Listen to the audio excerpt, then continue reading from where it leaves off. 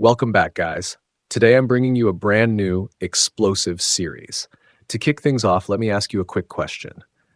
Imagine this. Your beautiful, peaceful planet Earth gets merged with a hellish realm. You're surrounded by monsters way more powerful and dangerous than you. To protect your sister, you choose the warrior profession and dedicate your entire life to keeping her safe. You give her every powerful opportunity, every rare treasure you find, so she can protect herself. But despite all that, your sister stabs you in the back, literally driving a sword through you and ripping out your eyes with her own hands. Why? Because she felt like you were trying to control her life. Just for that, she had you killed. Today, we're diving into the story of that brother. Our tale begins with a scene where the sky is turning stormy. Rain's pouring, lightning's crashing. Below, rivers of blood flow through countless corpses. Amid this chaos, a beautiful girl holding a dagger says, "Qin Feng, you're really something. Even under a 100-fold aging effect, you cleared the god's ruin." The 100-fold aging effect means your age is increasing 100 times faster. She continues, "You may have cleared the god's ruin, but I'm taking this divine artifact, the Eye of Judgment." Qin Feng, gravely wounded and coughing, gasps, "Why? Why would you betray me at a time like this? I'm your brother." But the girl mercilessly rips out his eyes and sneers, "Brother? You call yourself my brother? You're nothing. You were just adopted by my parents. You don't even have my blood, yet you dare call yourself my brother." Just then, a guy steps forward and says, "Xiao Yu, there's no point talking to him." Her mood shifts instantly, and she beams, "Brother Sun Fei." Sun Fei smirks, "Yeah, your so-called brother was useful for something." He turns to Qin Feng. "I owe you a thank you, Qin Feng. Without your help, Xiao Yu and I would have never gotten this divine artifact." He adds, "Oh, and this soul-stealing blade stabbed into you? It sucks out your entire lifespan in one go. Took me a lot of effort to get it. So, how's our farewell gift?"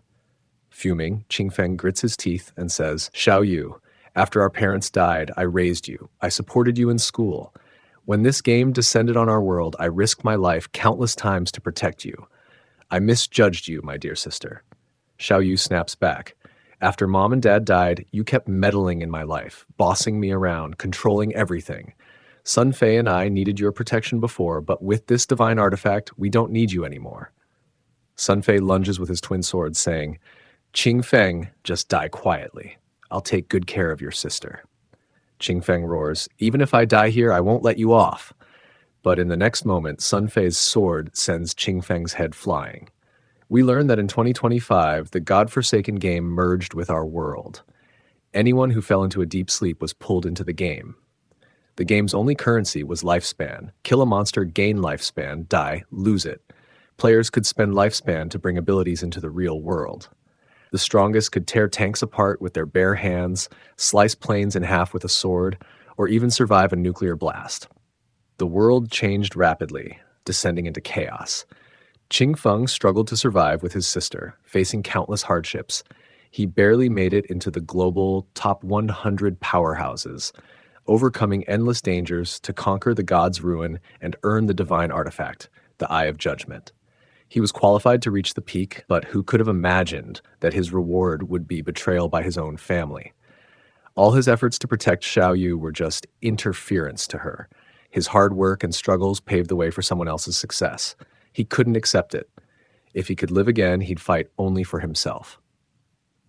The scene fades to darkness, then moonlight breaks through. Our hero, Qin Feng, is sleeping peacefully, but suddenly jolts awake, shocked. "Where am I?" He looks around, realizing he's in the real world. Touching his neck, he opens his phone and gasps, "What? I didn't die, and why does it say 2025? Looking outside, the city sparkles with lights. He wonders, could it be I've been reborn? His city is still vibrant, and he realizes, have I gone back 9 years to when the godforsaken game descended? The scene shifts to morning. His sister, in her school uniform, kicks open the door and yells, "Qin Feng, you're home and still not answering my calls." Qin Feng, calmly sipping coffee, recalls, "Oh yeah, the day the game descended, I had a huge fight with her over Sun Fei." He remembers his past life. Xiao Yu throwing things in a tantrum, screaming, "I was just supporting him. Why are you making a big deal out of it? You don't get how much trouble Brother Sun Fei is in. I need to help him. Qin Feng reflects that before the game descended, Sun Fei was an underground idol, and Xiao Yu was his obsessed fan. Sun Fei seemed glamorous, but was a vile person who tricked women, stole their money, and even sold their bodies. To protect Xiao Yu from being scammed, Qin Feng forbade her from going near him, only to be accused of controlling her life.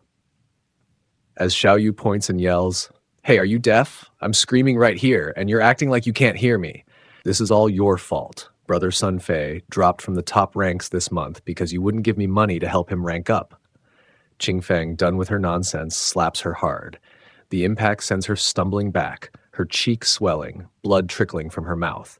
Trembling, she stammers, "Qing, Qing, you hit me?" It's like a demon has awakened in Qin Feng. He growls, "Xiao Yu, I'm not in the mood or the time to argue with you, but if you keep barking at me, I'll smack you again." He tosses a credit card at her. "This is all the money our parents left for you. Despite all my hardships, I never touched a single cent. I'm giving it to you now. I won't stoop to your level in our parents' name.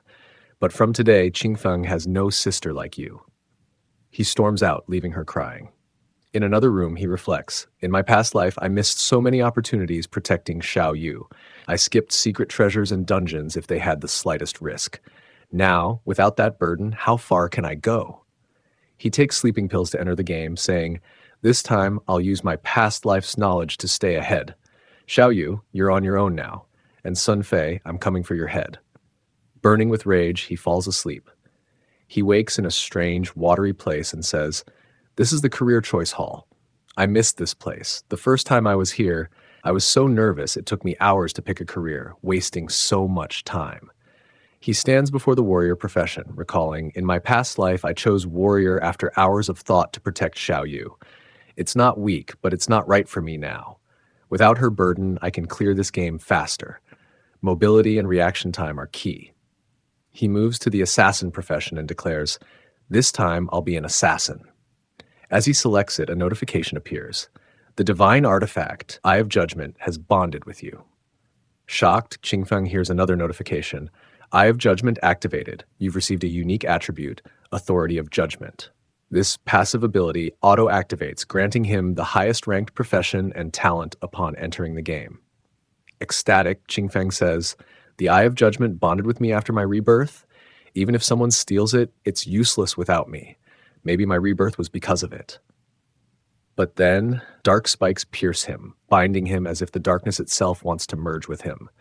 A notification announces, "Congratulations, you've unlocked a hidden profession, synchronizing now." Another confirms, "Synchronization complete. You are now a shadow." Emerging transformed, his hair now white, Qin Feng feels his new power. "This is the high-tier hidden profession for assassins, completely different from my old warrior role.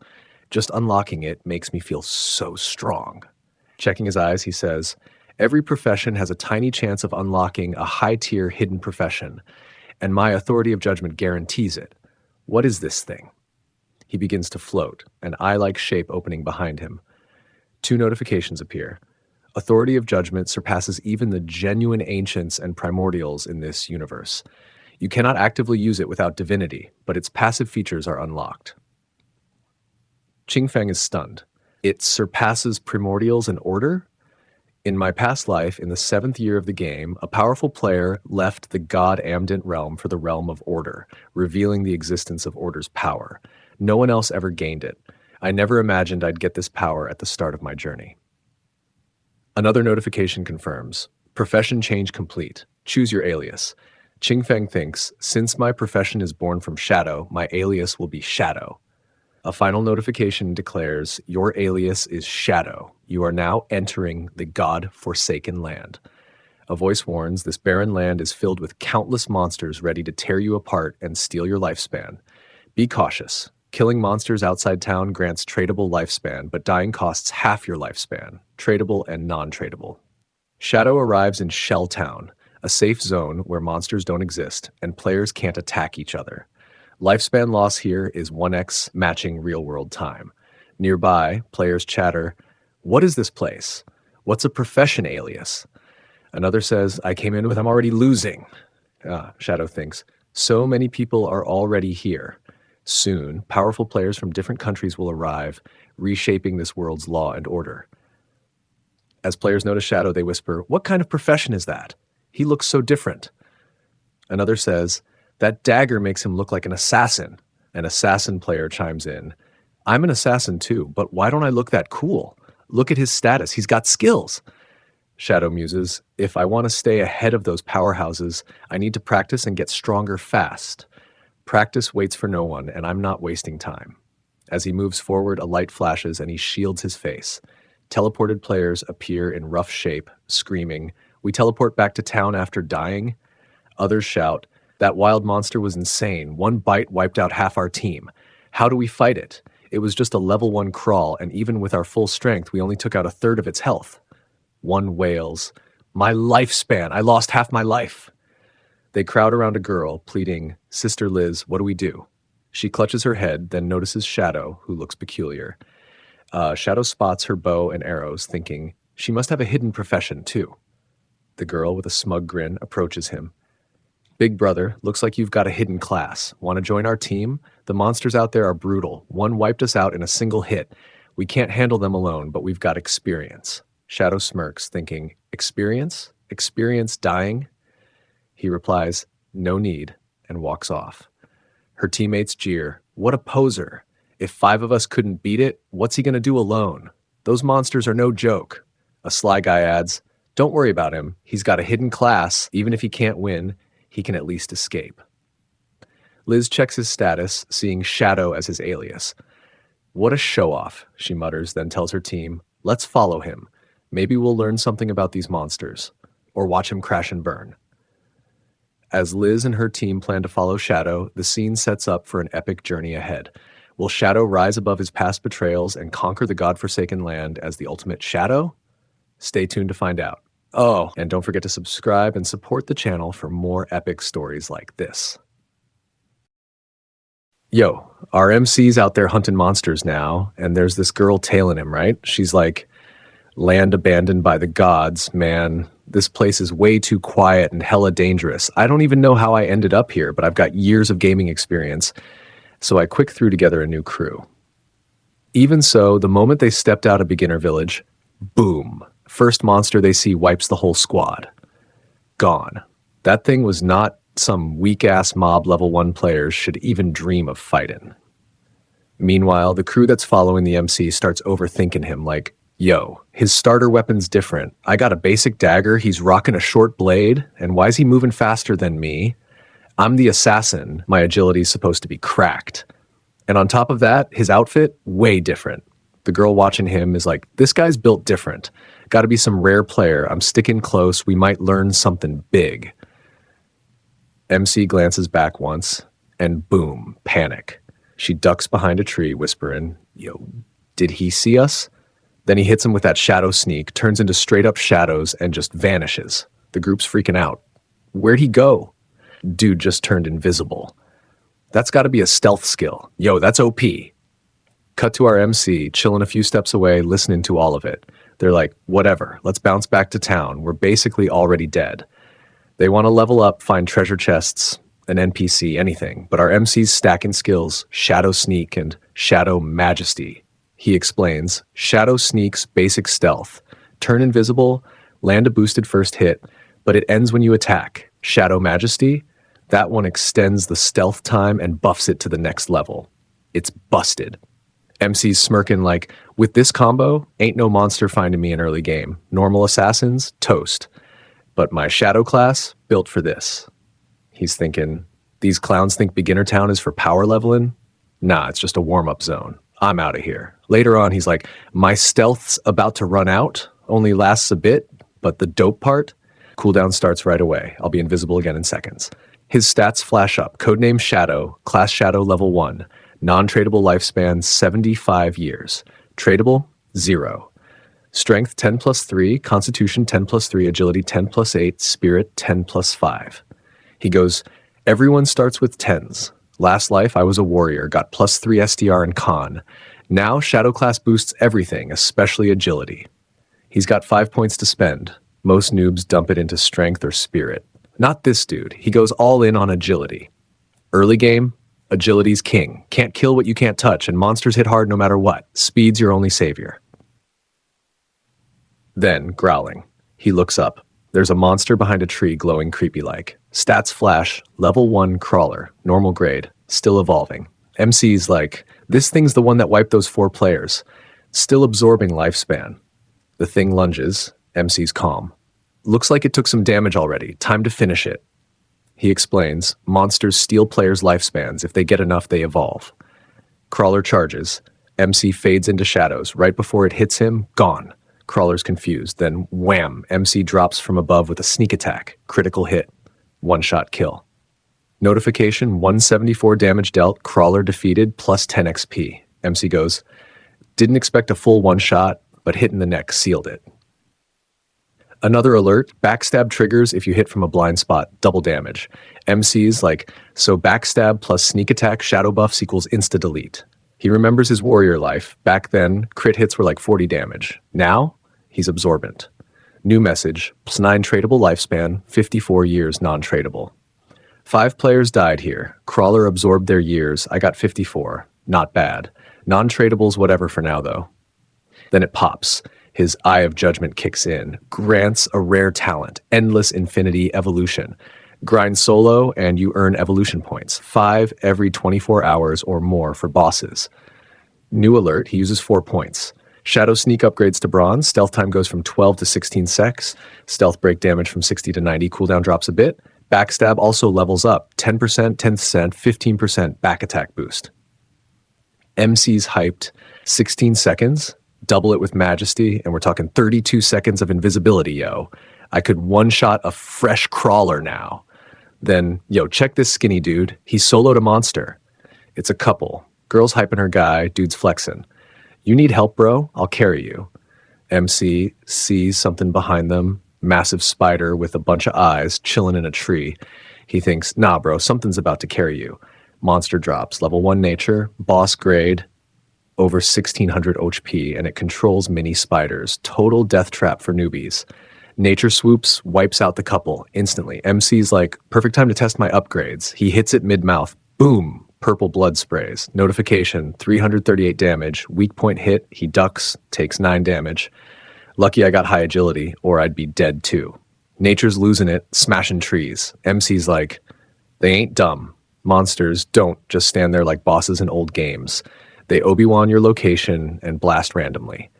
MC tosses a rock, hits belly, 300 damage, tosses another 289 to the mouth.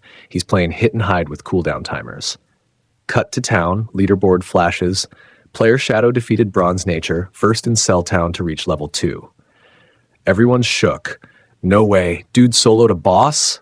The same girl from earlier, her team's stunned. How'd he do that? MC gets the rewards, 300 XP, 2 evolution points, 1 rep point, leaderboard unlocked. And from the boss, 46 tradable lifespan and a bronze rank assassin skill, Greedy Hand, 20% bonus loot chance. MC grins, a god tier assassin skill off a bronze boss? That's wild. And as we saw in the last episode, our MC straight up smoked that giant spider boss outside Cell Town, unlocking the freaking leveling leaderboard, yo. While he was looting the boss, he scored a new skill, Greedy Hand, and was like totally shook. This episode kicks off with him talking about Greedy Hand. He's like, this skill, it's nuts. Loot drops going through the roof. Early games all set up. Mid games when the guilds get serious, and late game, it's all about clawing for resources. Greedy Hand's going to be clutch later on. Every boss I take down, 20% chance at bonus loot. I'm cashing in, man. He starts reminiscing, saying, back in my last life, this one dude from the Godslayer Guild had Greedy Hand. Mid at combat, but he was the most wanted player in the game. Everyone wanted to party up with him. Dude rolled everywhere with bodyguards. Then he pauses. Light bulb moment. Wait a sec. Says here it's a 20% boost. But what if I stack this with unlimited evolution? Could I just keep buffing drop rate and loot forever, yo? Scene switches. College campus vibes, bunch of buildings. MC's sister, Sayu, is walking with her friend. Her friend's like, yo, Sayu, you gonna call your bro and apologize? We ditched that secret exam to back Song Fei. Your brother's probably heated, man. Sayu's snapping. Why should I say sorry? If he hadn't screwed around, we'd have made it to the entrance exam on time. This is all on him. If anyone's apologizing, it's that guy. Her friend's like, dang, sometimes he treats you real good though. I'm kind of jealous. Sayu cuts her off. Treats me good? He's a curse. Always messing in my life. And he ain't even my real brother. Brother Song Fei is all I need, yo. Then her friend changes topics. What happened to your face? You got a bruise, girl? Sayu goes, slipped, no biggie. They round the corner. Bam! Big crowd outside their classroom. They push through and, yo! Some dude sitting on a desk, half transparent. Friend's trying to wake him up, but he ain't moving. Sayu's friend asks, yo, what's going on with Song Wei? He looking ghosty, man. Classmates said he was napping. Next thing we know, bam, half see-through. Another kid chimes in, it ain't just him. This is happening everywhere. Folks all over the globe hitting phantom mode when they fall asleep. Experts don't even know why, man. Sayu's friend's freaking out. I gotta call my parents. She turns to Sayu. You should hit up your bro just in case. Sayu's steaming. Me? Call him? Nah. Dude can drop dead for all I care. Dang, Sayu ain't holding back. That girl's got venom, yo. Meanwhile, our MC gets a notification. Greedy Hand evolved to gold rank, yo. Still assassin only, but now it's got a 70% extra loot chance. Another alert. You learned Greedy Hand 2, probably level 2 now. His hand's glowing, crazy light effects, rings on his wrist, weird symbols popping up. He gets more alerts. You activated Greedy Hand. Uses it on the dead boss, gets 2 evolution points and 40 days tradable lifespan. He's hyped. Yo! 2 more evolution points. Just need 1 more to hit +3. Soon I'll be pulling 100% extra loot, man. Then he fades out with Shadow Sneak, saying, by now the world gov's gotta know about this madness. This game's about to blow up like a tsunami. I gotta speed up my grind. He equips a bronze rank Kuroja dagger, +35 attack, +4 agility. Needs level 1. Won't be long till folks figure out you can bring skills and gear into the real world. Then it's chaos, looting, cities burning, total madness. To pull stuff out, you need level 10 and tradable lifespan. Grinding small mobs won't cut it. I gotta hunt bosses, yo. Then he hears it. Take it! Dodge! Sounds like a brawl. He's curious. Heads toward the noise, rain pouring down. Reaches a ravine, small jump. On the other side, a squad fighting a level 2 sprint predator, bronze grade. MC's like, yo, a sprint predator? That's perfect. Then he spots someone. Wang Ming didn't expect him here. Rumor was Wang Ming built a secret squad of hidden class players, all beasts. Wang Ming throws up his shield. Golden Dome appears. Monster can't break through. MC's like, holy shield warrior, hidden class, double stats, built-in invincibility skill. Broken, yo. Then a fire mage steps up, drops a fireball for 70 damage. That's a prophet mage. Hidden class, spells do double damage, got that prophetic fireball passive. MC checks out the rest. Sharp eye shooter archer, double stats, rapid shot. Oracle priest, boosted heals, group recovery, all that. Arrows flying, but the sprint predator's dodging them all. Then bam, its attack cracks Wang Ming's shield. Archer yells, too fast, I can't land a hit, yo. Wang Ming's down, priest starts healing, yells, keep attacking, we'll wear it down. MC's watching, thinking, too slow, this is a wild zone. Drag it out, more monsters are gonna roll in. Right on cue, 2 gross-looking monsters show up. MC's like, corruptors, level 2, ranged sludge spitters, man. Wang Ming's swordsman charges in, lands a hit, hand turns to slime. Yo, another hidden class? Never seen this before. His sword barely scratches, 33 damage. Then bam, slime everywhere. Mage girl gets hit, they're trapped. Movement speed tanked. Corruptor lunges at the mage, MC vanishes and slices its neck clean. Corruptor drops. Everyone's stunned. Whoa, that was a one-shot! Mage girl yells, someone's helping us! Second Corruptor gets sliced too, 441 damage, instant kill. The swordsman's like, it takes our whole team 10 secs to kill a crawler, but this guy just nuked a Corruptor. Wang Ming yells, don't stop! Focus on the sprint predator! MC chills in a tree, notification pops, +40 XP, +1 evolution point, common venom dart skill, 8 days tradable lifespan. He's like, venom dart, mid-range poison damage? Dope. Evolve that quick.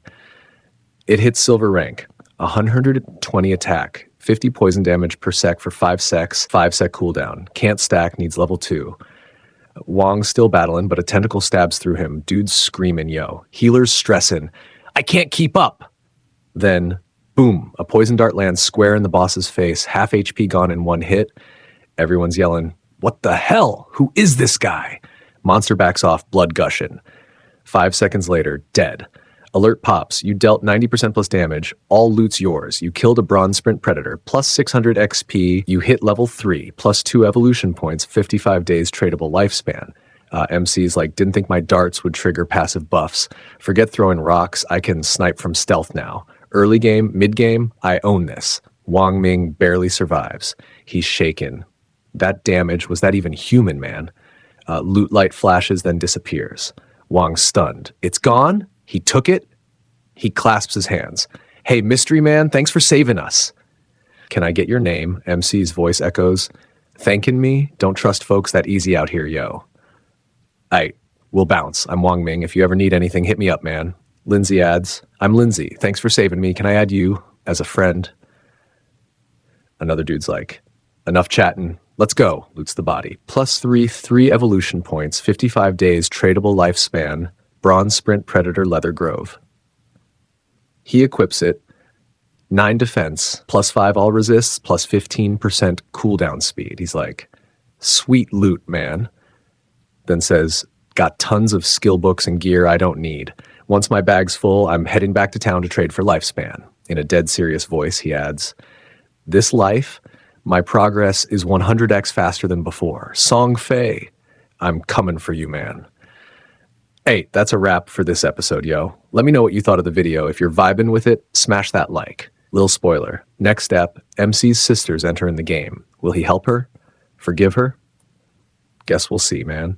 I tried to keep it chill and normal, but if it's off, just give me a couple days. If you like the video, hit that like, drop a comment if you're loving the series, and if you're new here, subscribe, yo. We keeping the series going. Catch y'all in the next one. Peace out, man. Yo, our MC's out there hunting monsters now, and there's this girl tailing him, right? She's like, land abandoned by the gods, man. This place is way too quiet and hella dangerous. I don't even know how I ended up here, but I've got years of gaming experience, so I quick threw together a new crew. Even so, the moment they stepped out of beginner village, boom. First monster they see wipes the whole squad. Gone. That thing was not some weak-ass mob level 1 players should even dream of fighting.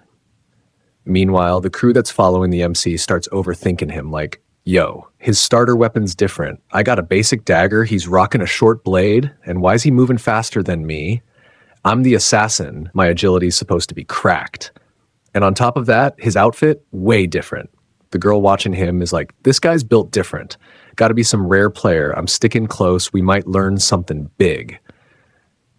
MC glances back once, and boom, panic. She ducks behind a tree, whispering, yo, did he see us? Then he hits him with that shadow sneak, turns into straight up shadows, and just vanishes. The group's freaking out. Where'd he go? Dude just turned invisible. That's gotta be a stealth skill. Yo, that's OP. Cut to our MC, chilling a few steps away, listening to all of it. They're like, whatever, let's bounce back to town. We're basically already dead. They want to level up, find treasure chests, an NPC, anything, but our MC's stacking skills, Shadow Sneak and Shadow Majesty. He explains, Shadow Sneak's basic stealth. Turn invisible, land a boosted first hit, but it ends when you attack. Shadow Majesty, that one extends the stealth time and buffs it to the next level. It's busted. MC's smirking like, with this combo, ain't no monster finding me in early game. Normal assassins, toast. But my Shadow class, built for this. He's thinking, these clowns think Beginner Town is for power leveling? Nah, it's just a warm-up zone. I'm out of here. Later on, he's like, my stealth's about to run out, only lasts a bit, but the dope part, cooldown starts right away. I'll be invisible again in seconds.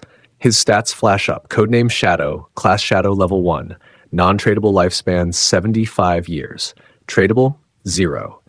Strength 10 plus 3, Constitution 10 plus 3, Agility 10 plus 8, Spirit 10 plus 5. He goes, everyone starts with 10s. Last life, I was a warrior, got plus 3 SDR and Con. Now, Shadow class boosts everything, especially Agility. He's got 5 points to spend. Most noobs dump it into Strength or Spirit. Not this dude. He goes all in on agility. Early game, agility's king. Can't kill what you can't touch, and monsters hit hard no matter what. Speed's your only savior. Then, growling. He looks up. There's a monster behind a tree glowing creepy-like. Stats flash, level 1 crawler, normal grade, still evolving. MC's like, this thing's the one that wiped those 4 players. Still absorbing lifespan. The thing lunges, MC's calm. Looks like it took some damage already, time to finish it. He explains, monsters steal players' lifespans. If they get enough, they evolve. Crawler charges. MC fades into shadows. Right before it hits him, gone. Crawler's confused. Then wham, MC drops from above with a sneak attack. Critical hit. One-shot kill. Notification, 174 damage dealt. Crawler defeated, plus 10 XP. MC goes, didn't expect a full one-shot, but hit in the neck sealed it. Another alert, backstab triggers if you hit from a blind spot, double damage.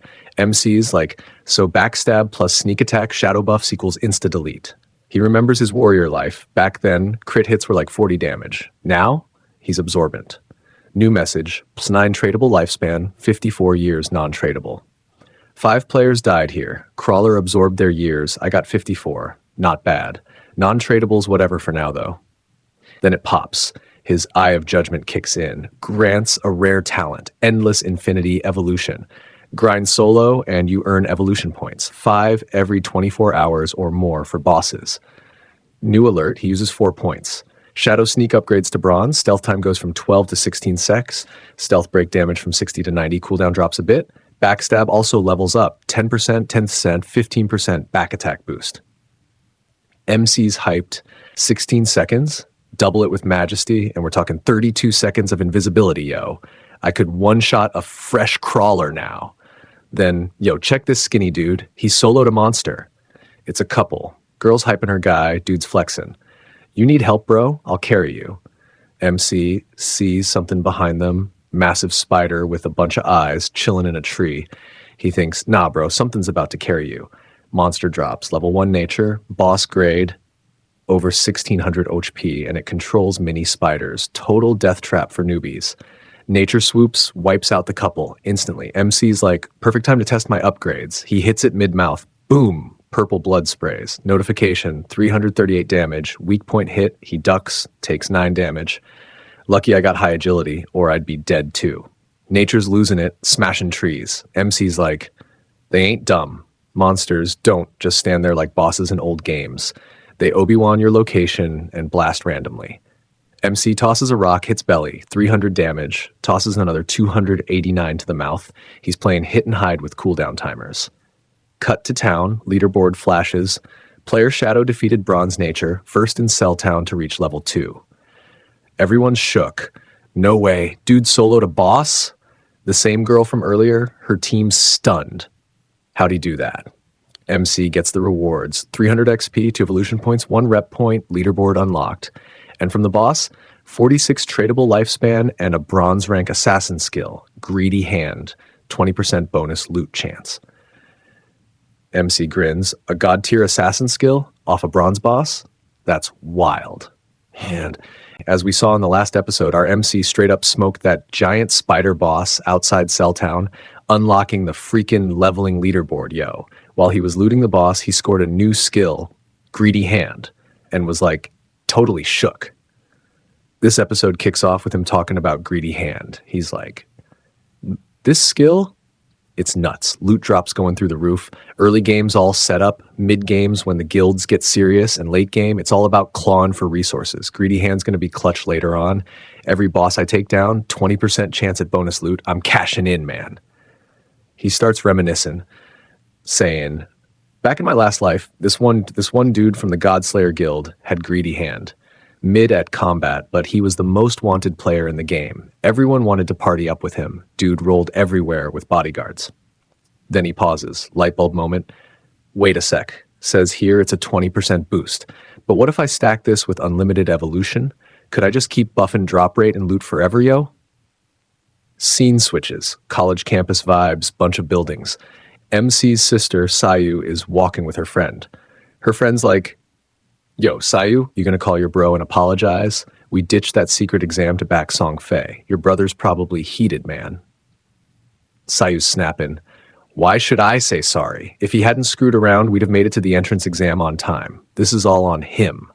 If anyone's apologizing, it's that guy. Her friend's like, dang, sometimes he treats you real good though. I'm kind of jealous. Sayu cuts her off. Treats me good? He's a curse. Always messing in my life. And he ain't even my real brother. Brother Song Fei is all I need, yo. Then her friend changes topics. What happened to your face? You got a bruise, girl? Sayu goes, slipped, no biggie. They round the corner. Bam! Big crowd outside their classroom. They push through and, yo! Some dude's sitting on a desk, half transparent. Friend's trying to wake him up, but he ain't moving. Sayu's friend asks, yo, what's going on with Song Wei? He looking ghosty, man. Classmates said he was napping. Next thing we know, bam, half see-through. Another kid chimes in, it ain't just him. This is happening everywhere. Folks all over the globe hitting phantom mode when they fall asleep. Experts don't even know why, man. Sayu's friend's freaking out. I gotta call my parents. She turns to Sayu. You should hit up your bro just in case. Sayu's steaming. Me? Call him? Nah. Dude can drop dead for all I care. Dang, Sayu ain't holding back. That girl's got venom, yo. Meanwhile, our MC gets a notification. Greedy Hand evolved to gold rank, yo. Still assassin only, but now it's got a 70% extra loot chance. Another alert. You learned Greedy Hand 2, probably level 2 now. His hand's glowing, crazy light effects, rings on his wrist, weird symbols popping up. He gets more alerts. You activated Greedy Hand. Uses it on the dead boss, gets 2 evolution points and 40 days tradable lifespan. He's hyped. Yo! 2 more evolution points. Just need 1 more to hit +3. Soon I'll be pulling 100% extra loot, man. Then he fades out with Shadow Sneak, saying, by now the world gov's got to know about this madness. This game's about to blow up like a tsunami. I got to speed up my grind. He equips a bronze rank Kuroja dagger, +35 attack, +4 agility. Needs level 1. Won't be long till folks figure out you can bring skills and gear into the real world. Then it's chaos, looting, cities burning, total madness. To pull stuff out, you need level 10 and tradable lifespan. Grinding small mobs won't cut it. I gotta hunt bosses, yo. Then he hears it. Take it! Dodge! Sounds like a brawl. He's curious. Heads toward the noise, rain pouring down. Reaches a ravine, small jump. On the other side, a squad fighting a level 2 sprint predator, bronze grade. MC's like, yo, a sprint predator? That's perfect. Then he spots someone. Wang Ming didn't expect him here. Rumor was Wang Ming built a secret squad of hidden class players, all beasts. Wang Ming throws up his shield. Golden Dome appears. Monster can't break through. MC's like, holy shield warrior, hidden class, double stats, built-in invincibility skill. Broken, yo. Then a fire mage steps up, drops a fireball for 70 damage. That's a prophet mage. Hidden class, spells do double damage, got that prophetic fireball passive. MC checks out the rest. Sharp eye shooter archer, double stats, rapid shot. Oracle priest, boosted heals, group recovery, all that. Arrows flying, but the sprint predator's dodging them all. Then bam, its attack cracks Wang Ming's shield. Archer yells, too fast, I can't land a hit, yo. Wang Ming's down, priest starts healing, yells, keep attacking, we'll wear it down. MC's watching, thinking, too slow, this is a wild zone. Drag it out, more monsters are gonna roll in. Right on cue, 2 gross-looking monsters show up. MC's like, corruptors, level 2, ranged sludge spitters, man. Wang Ming's swordsman charges in, lands a hit, hand turns to slime. Yo, another hidden class? Never seen this before. His sword barely scratches, 33 damage. Then bam, slime everywhere. Mage girl gets hit, they're trapped. Movement speed tanked. Corruptor lunges at the mage, MC vanishes and slices its neck clean. Corruptor drops. Everyone's stunned. Whoa, that was a one-shot! Mage girl yells, someone's helping us! Second Corruptor gets sliced too, 441 damage, instant kill. The swordsman's like, it takes our whole team 10 secs to kill a crawler, but this guy just nuked a Corruptor. Wang Ming yells, don't stop! Focus on the sprint predator! MC chills in a tree, notification pops, +40 XP, +1 evolution point, common Venom Dart skill, 8 days tradable lifespan. He's like, Venom Dart, mid-range poison damage? Dope. Evolve that quick.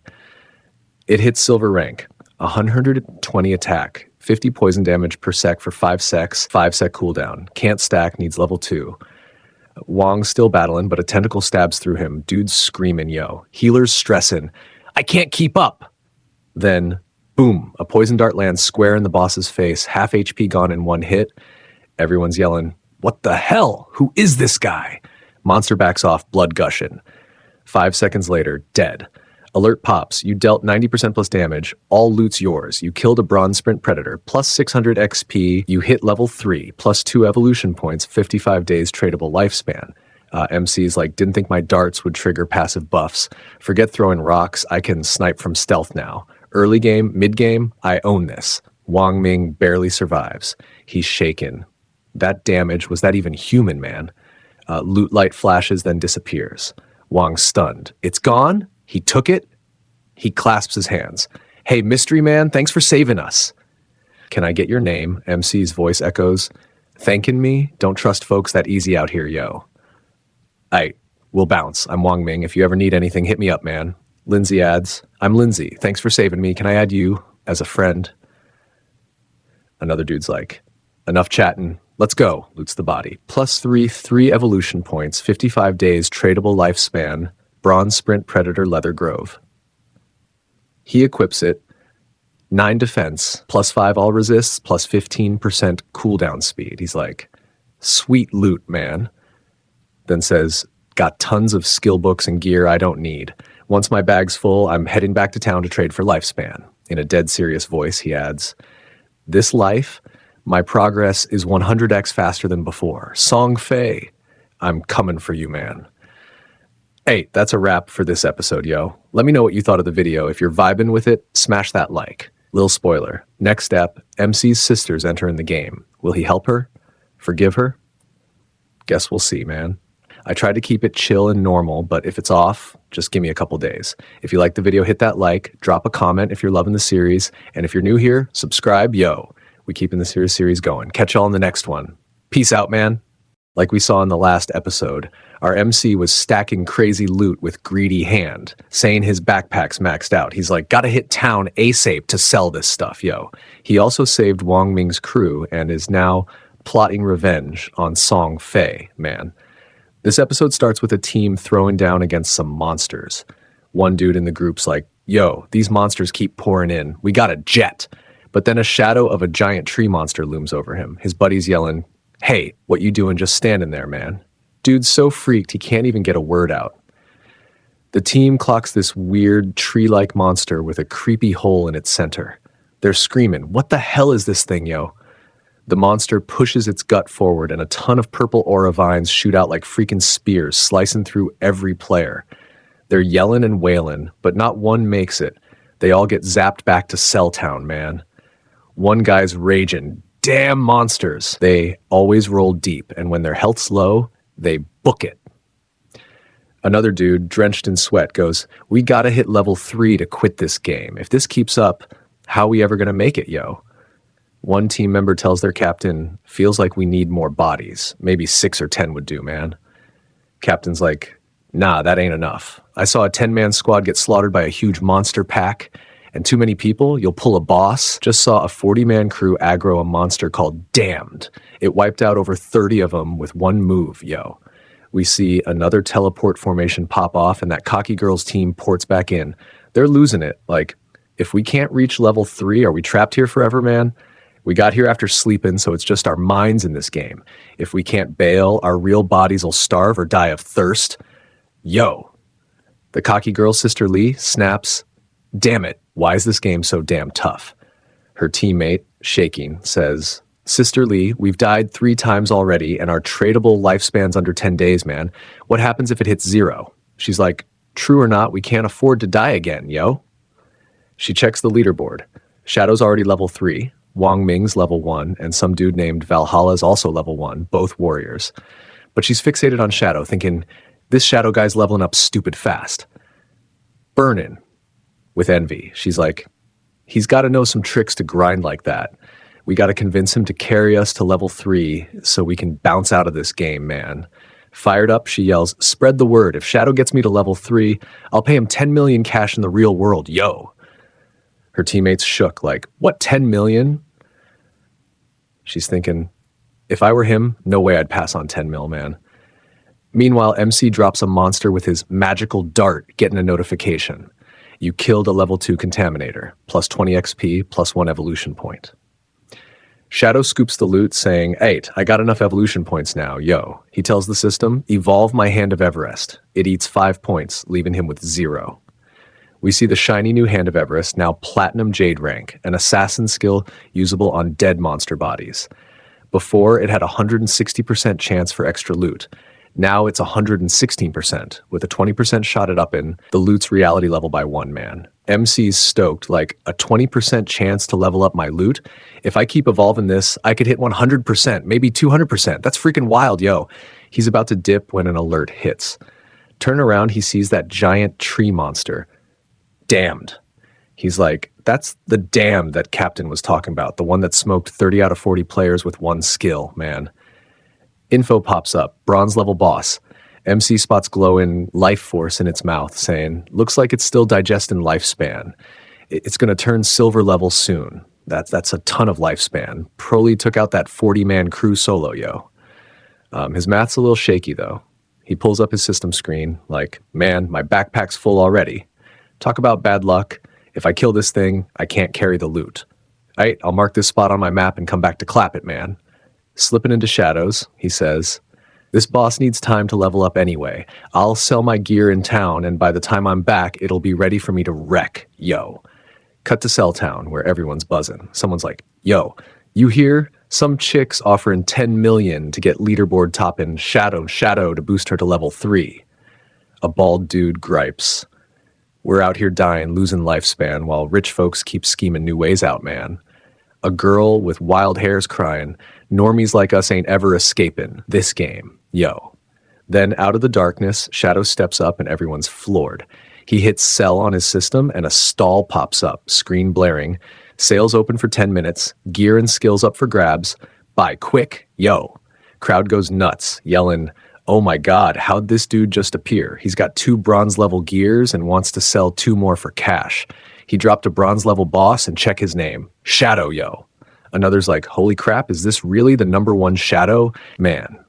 In the chaos, a slick-looking mage girl steps up. People whisper, why can't we see his face? Someone's like, he's got face hide on. Game looks match reality, but this dude's still mad mysterious, yo. The mage girl rolls up to MC and asks, how much for this ice cone spell? Shadow's like, 100 days of tradable lifespan, thinking, this has got to be Grey Rose, ranked 11th in Carly Cell Village. She's rocking face hide too, man. She hesitates. 100 days is a lot. Can you cut me a break, yo? MC's like, compared to common skills, Ice Cone boosts hunting speed like crazy. For mages in early game, this is a steal, man. She's like, can I pay with real-world cash? He goes, if you got stacks, buy lifespan from others, then deal with me. If you can't swing it now, I can hold it for you, yo. Seeing MC only dealing in lifespan, she's a bit confused. She's like, give me a sec. She turns to her team, hitting the private channel, and goes, yo, what y'all think? One teammate's like, you got us to level 2 quick, so I'm down, man. Another's like, no complaints here. Ice Cone will get us to level 3 faster. Getting out of this game's the goal, yo. She nods. 8. Transfer your lifespan to me. I'll pay you cash in reality. She grabs the lifespan and tells MC, okay, 100 days ready. Let's deal, man. MC thinks, their whole team's level 2. They've probably smoked 30 to 40 trackers. Poolin' lifespan, they'd have way more than 100, yo. Notification hits. You sold Ice Cone Spellbook for 100 days. Your lifespan's now 368 days, up from 268. Then that cocky girl, Jiangling, stomps up and MC's like, what the? She poses, hands on hips, smirking all smug and goes, Shadow, I'm giving you a shot. Carry me to level 3 and I'll pay you 10 million cash in reality, yo. Her crew's stunned. One dude's like, whoa, did I hear that right? 10 million for Shadow? Is this for real, man? Another's like, he just made 10 mil like it's nothing, yo. MC recognizes her and thinks, that's Jiangling. In my last life, she ran a criminal gang. Authorities crushed her crew later. She keeps bragging, my dad's president of Dazing Industries. Ask anyone, we can pay no problem, man. MC's thinking, reports said she scammed mad lifespan with cash promises, kidnapped folks, forced them to work, and killed anyone in reality who didn't obey, yo. He flat out says, I'm passing on that, man. She's stunned, then snaps, all cocky. Shadow, you might be a beast in this game for now, but nobody knows what's up with it. Join me, and I swear you'll live like a king. Cars, houses, girls, whatever you want, yo. MC cuts her off. If you ain't buying, move. Don't mess with my hustle, man. He's thinking, cash is going to be useless soon. Lifespan's the real currency, yo. Her face looks like she bit into a moldy burger. She's like, what garbage? I'm doing you a favor by letting you carry me. If we were in reality, I'd school you right now, man. That sets Shadow off, and he snaps, one more word, and I'll keep dropping you till your lifespan's 0, yo. His killin' vibe hits, and Jiangling's team is quaking, knees buckling. She tucks tail and bolts, yelling, let's roll. Everyone's just staring, man. Later, MC gets a notification. You sold a bronze-grade damn-like tonic for 19 days. Your lifespan's now 546 days. Buyers are hyped, like, yo, I'm a beast now. MC thinks, hey, everything's sold. Time to shut the stall and take out that damned yo. Slipping into shadows, he's thinking, nobody knows yet that we can bring skills to reality with lifespan. Nobody knows this godforsaken game's gonna flip reality's order, man. People see him vanish and start buzzing. Yo, where'd he go?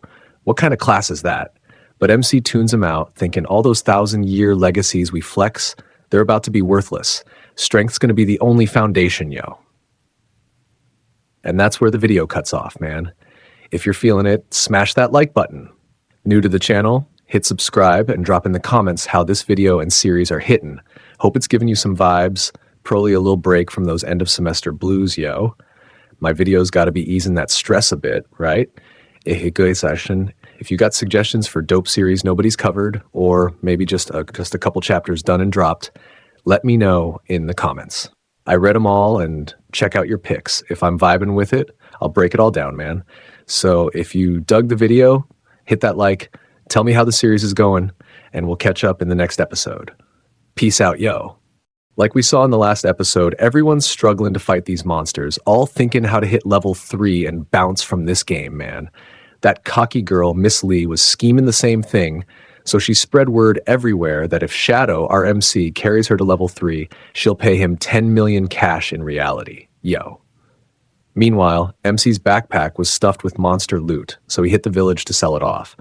But that cocky girl rolls up with her full attitude, offering him the same deal. MC shuts her down cold, man. She starts talking smack, calling him trash, but Shadow unleashes his killin' vibe and threatens to end her. She books it out of there, scared as hell, yo. This episode picks up right there. The girl and her crew are sprinting full speed into an alley, panting hard. She's fuming like, that Shadow didn't just reject my offer, he had the nerve to threaten me. Yo, once I'm back in reality, I'm making sure he's done for, man. Then some dude steps out from a house in the alley and goes, yo, sister, lie! She's confused, staring at him. This porcupine-looking guy's like, name's Molly June, but you can call me Old Mouse. I'm level 2 right now. You know us folks got some leveling tricks? I can help you out. So, that 10 million offer's still good, yo. This girl ain't falling for it that easy, though. She's all attitude, like, what tricks you talking about, man? Smirking, he's like, I don't usually share my tricks, but for Sister Lee, I'll make an exception, yo.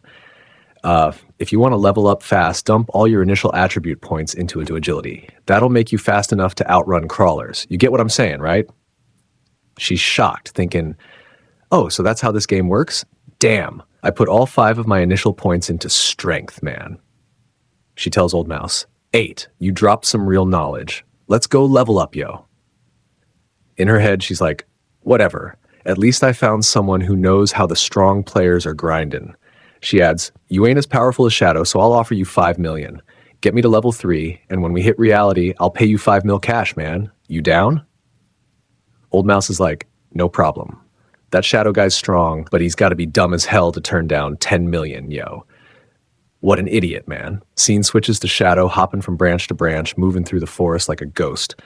He rolls up on that damned monster and thinks, just like I figured, this boss is already silver tier, and it's got all this gray mist around it.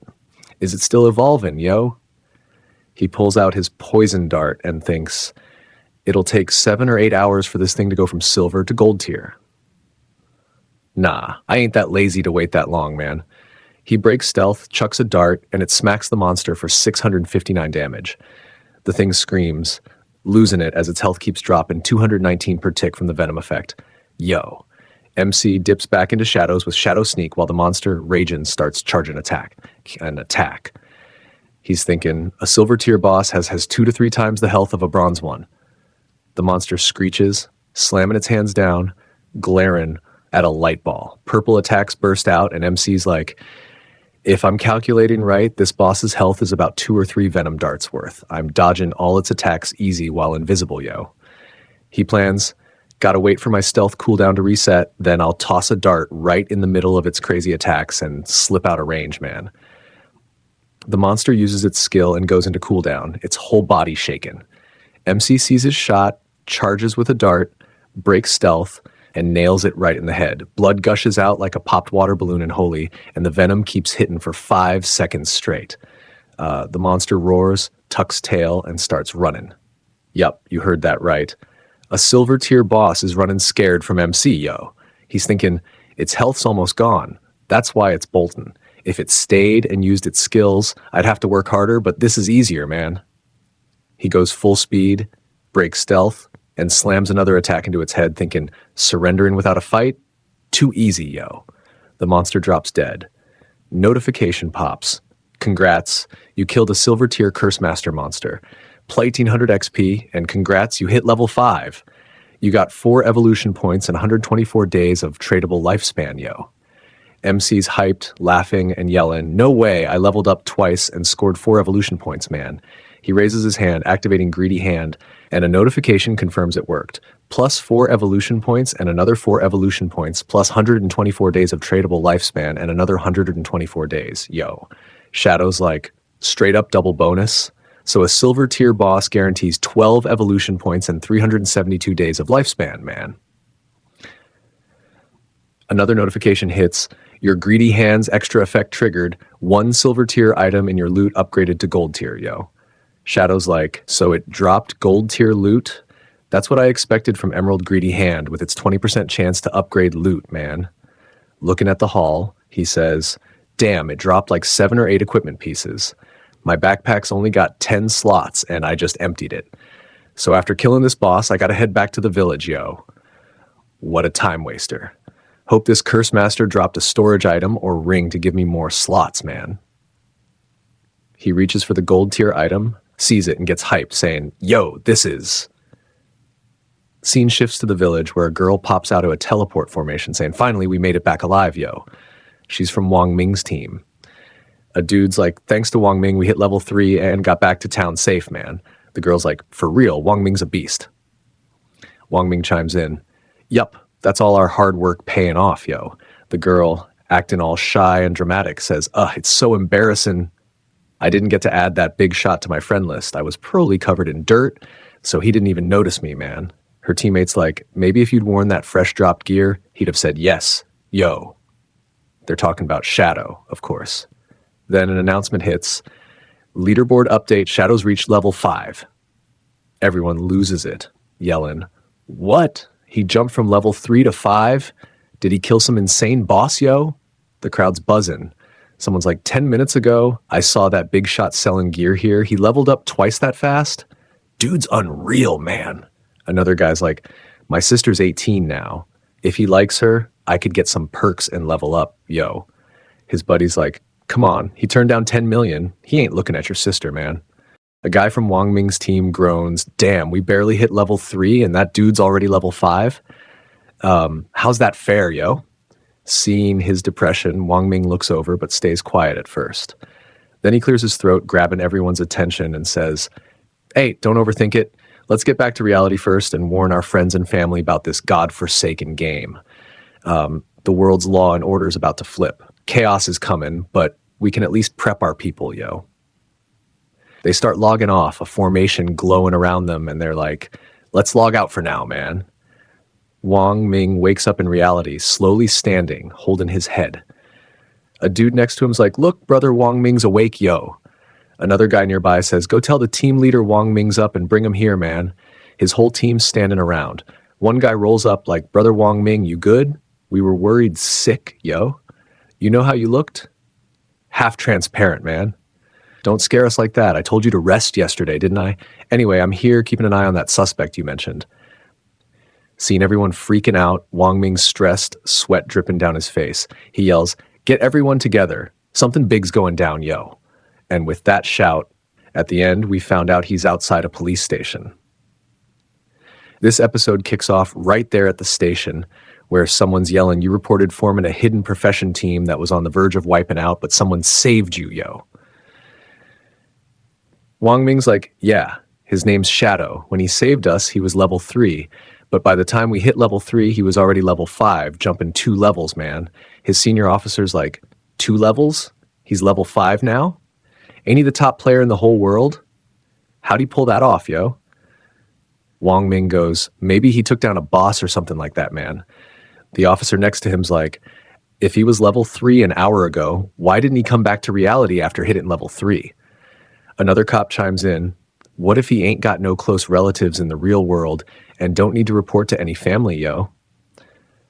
Wang Ming lowers his head and says, "I don't know, man. Maybe he ain't got no family at all." In the same meeting, a girl pipes up, "What if Shadow's a transmigrator? Most transmigrators are orphans and level up crazy fast, yo." Everyone goes dead silent, not a word from anyone. She pauses, then says, all shy, "Am I right or what, man?" Whether folks believe her or not, her guess is on point. But as expected, the meeting head snaps at her in a strict tone. "Anu, how many times I gotta tell you to quit reading novels and stop cracking jokes in serious situations, yo?" Anu sticks out her tongue, scratching her head, and the truth gets buried, not by some evil villain or monster, but by this cop who brushes off Anu's novel-based insight like a hot girl ignoring you. Sad life, boys, man. Back to the story. The officer barks at everyone. The info Wang Ming gave matches perfectly with what the higher-ups know about this godforsaken game. New research says old folks falling into deep sleep are dying shortly after. We collected data from employees who came back from the game, and they said they died in-game multiple times, which caused their real-world deaths. Yo. So if your lifespan hits 0, you're dead. Not just in the game, but in reality too, man. Another officer's like, "That's some wild stuff, way beyond our understanding, yo." The head nods. "Yup, you're right. My guess? We're being tested by some higher beings, aliens or something trying to take over Earth through this game, man." The meeting head tells everyone, higher-ups issued emergency orders. Form a vanguard team, explore this godforsaken game, and share all info with us. We got to build a big professional army ASAP. This is a major event that'll shake the whole world, yo. Every nation's doing whatever they can to crack this game. If we fall behind, we lose authority over this world. So we need to collect as much info as possible, no matter the cost, man. He turns to Anu. "Anu, you're the captain of the vanguard team." She yells, "Hell yeah." Then he adds, "Wang Ming, you're vice captain. You two can pick your own teammates, yo." Wang Ming gives a "Roger that, man." The head continues. Based on Wang Ming's info, Shadow's character doesn't seem too bad. You can try to buddy up with him. That's why I picked Anu as captain. Her personality's perfect for investigating Shadow, yo. I hope you two can figure out his real identity quick and build a good relationship so he'll cooperate and rep us. Get all his info, man. For everyone else, top priority is keeping law and order in society. Got it? Everyone nods and the head dismisses the meeting. Yo. We see the city at sunset, looking straight up gorgeous, man. Scene shifts to MC's sister's academy, where she's messing with her phone. A group of girls nearby is chatting. One says, "Songwei said if we sleep in the same district at the same time, we'll teleport to the same starter village, yo." Another's like, "For real? That ain't gonna work. I'd have to carry my parents if that happens. They've never played a game before. They'd never get used to it, man." A third girl chimes in, "Don't drag your parents into this yet. We gotta level up ourselves first, then we can carry them, yo." Amid their gossip, MC's sister, Qin Xiao, checks her phone, thinking, all this crazy stuff's going down and not a single reaction from Qin Feng? He didn't even come apologize or look for me. Is he getting that cocky, man? She flashes back, thinking back then, whenever he got mad, he'd always find a way to make it up to me or apologize. But this time, nothing. He even hit me. My parents never even hit me, yo. I just skipped a few classes for Brother Songfei's concert, damn it. She's fuming. Qin Feng, If you don't apologize 1,000 times, I ain't forgiving you, man. Then, all shy, she thinks, good thing I went to Brother Song Fei's concert yesterday, or with this godforsaken game out now, I'm scared I won't get many chances, yo. Imagine in the concert, she gets emotional, thinking, we were so close yesterday. Almost crying, she says, Brother Song Fei, I miss you so much, man. Yeah, this girl's straight up obsessed with Song Fei, yo. Snapping back to reality, she thinks, wait, if sleeping pulls you into the game, that means Brother Song Fei's definitely in there too. Covering her mouth, all shy, she's like, if I enter the game, I can find him, yo. Scene shifts to her house. She's changing clothes, thinking, Songwei hit level 3 so fast he's got to be an expert. I need his advice quick, man. We cut to Songwei chatting with his buddies when a message from MC's sister, Qin Xiao, pops up. Expert Songwei, got any strategies to share? Reading it, an evil grin creeps across his face. He thinks, Qin Xiao, never thought a goddess like you would come to me for stat tips. This is a heaven-sent opportunity, yo. If I can win you over. Man, these dudes are wild, and Qin Xiao's out here being just as thirsty, yo. Songwei replies, yup, you asked the right guy. At the start, put all your attribute points into agility. Otherwise, you won't be fast enough and monsters will wreck you, man. Lying in bed, she messages back, even if I'm a magic-type user, should I still dump all points into agility? Songwei's like, yeah, agility ain't useless for magic users. It boosts casting speed, which is key in early stages, yo. She sends some crying emojis, playing the emotional card. What if I put all points in agility and still can't win? Songwei replies, don't stress. Once someone hits level 5 in a village, they can activate the teleportation formation. For now, form a random party and keep leveling. When the formation's active, I'll come find you and take you to the skies, yo. Dude's spittin' game, man. Qin Xiao's hyped, clenching her fist, yelling, yes!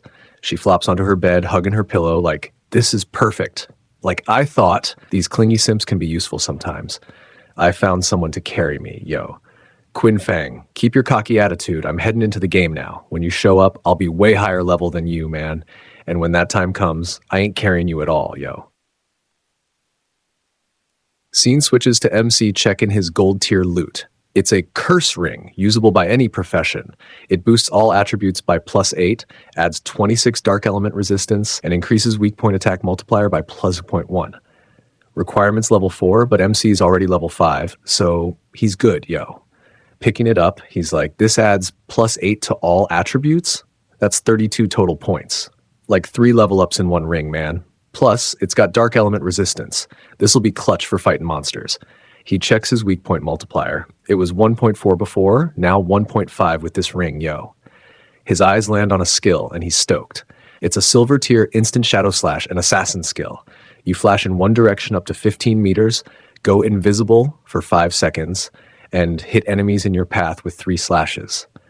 Cooldown's 12 or 10.43 seconds, requires level 4.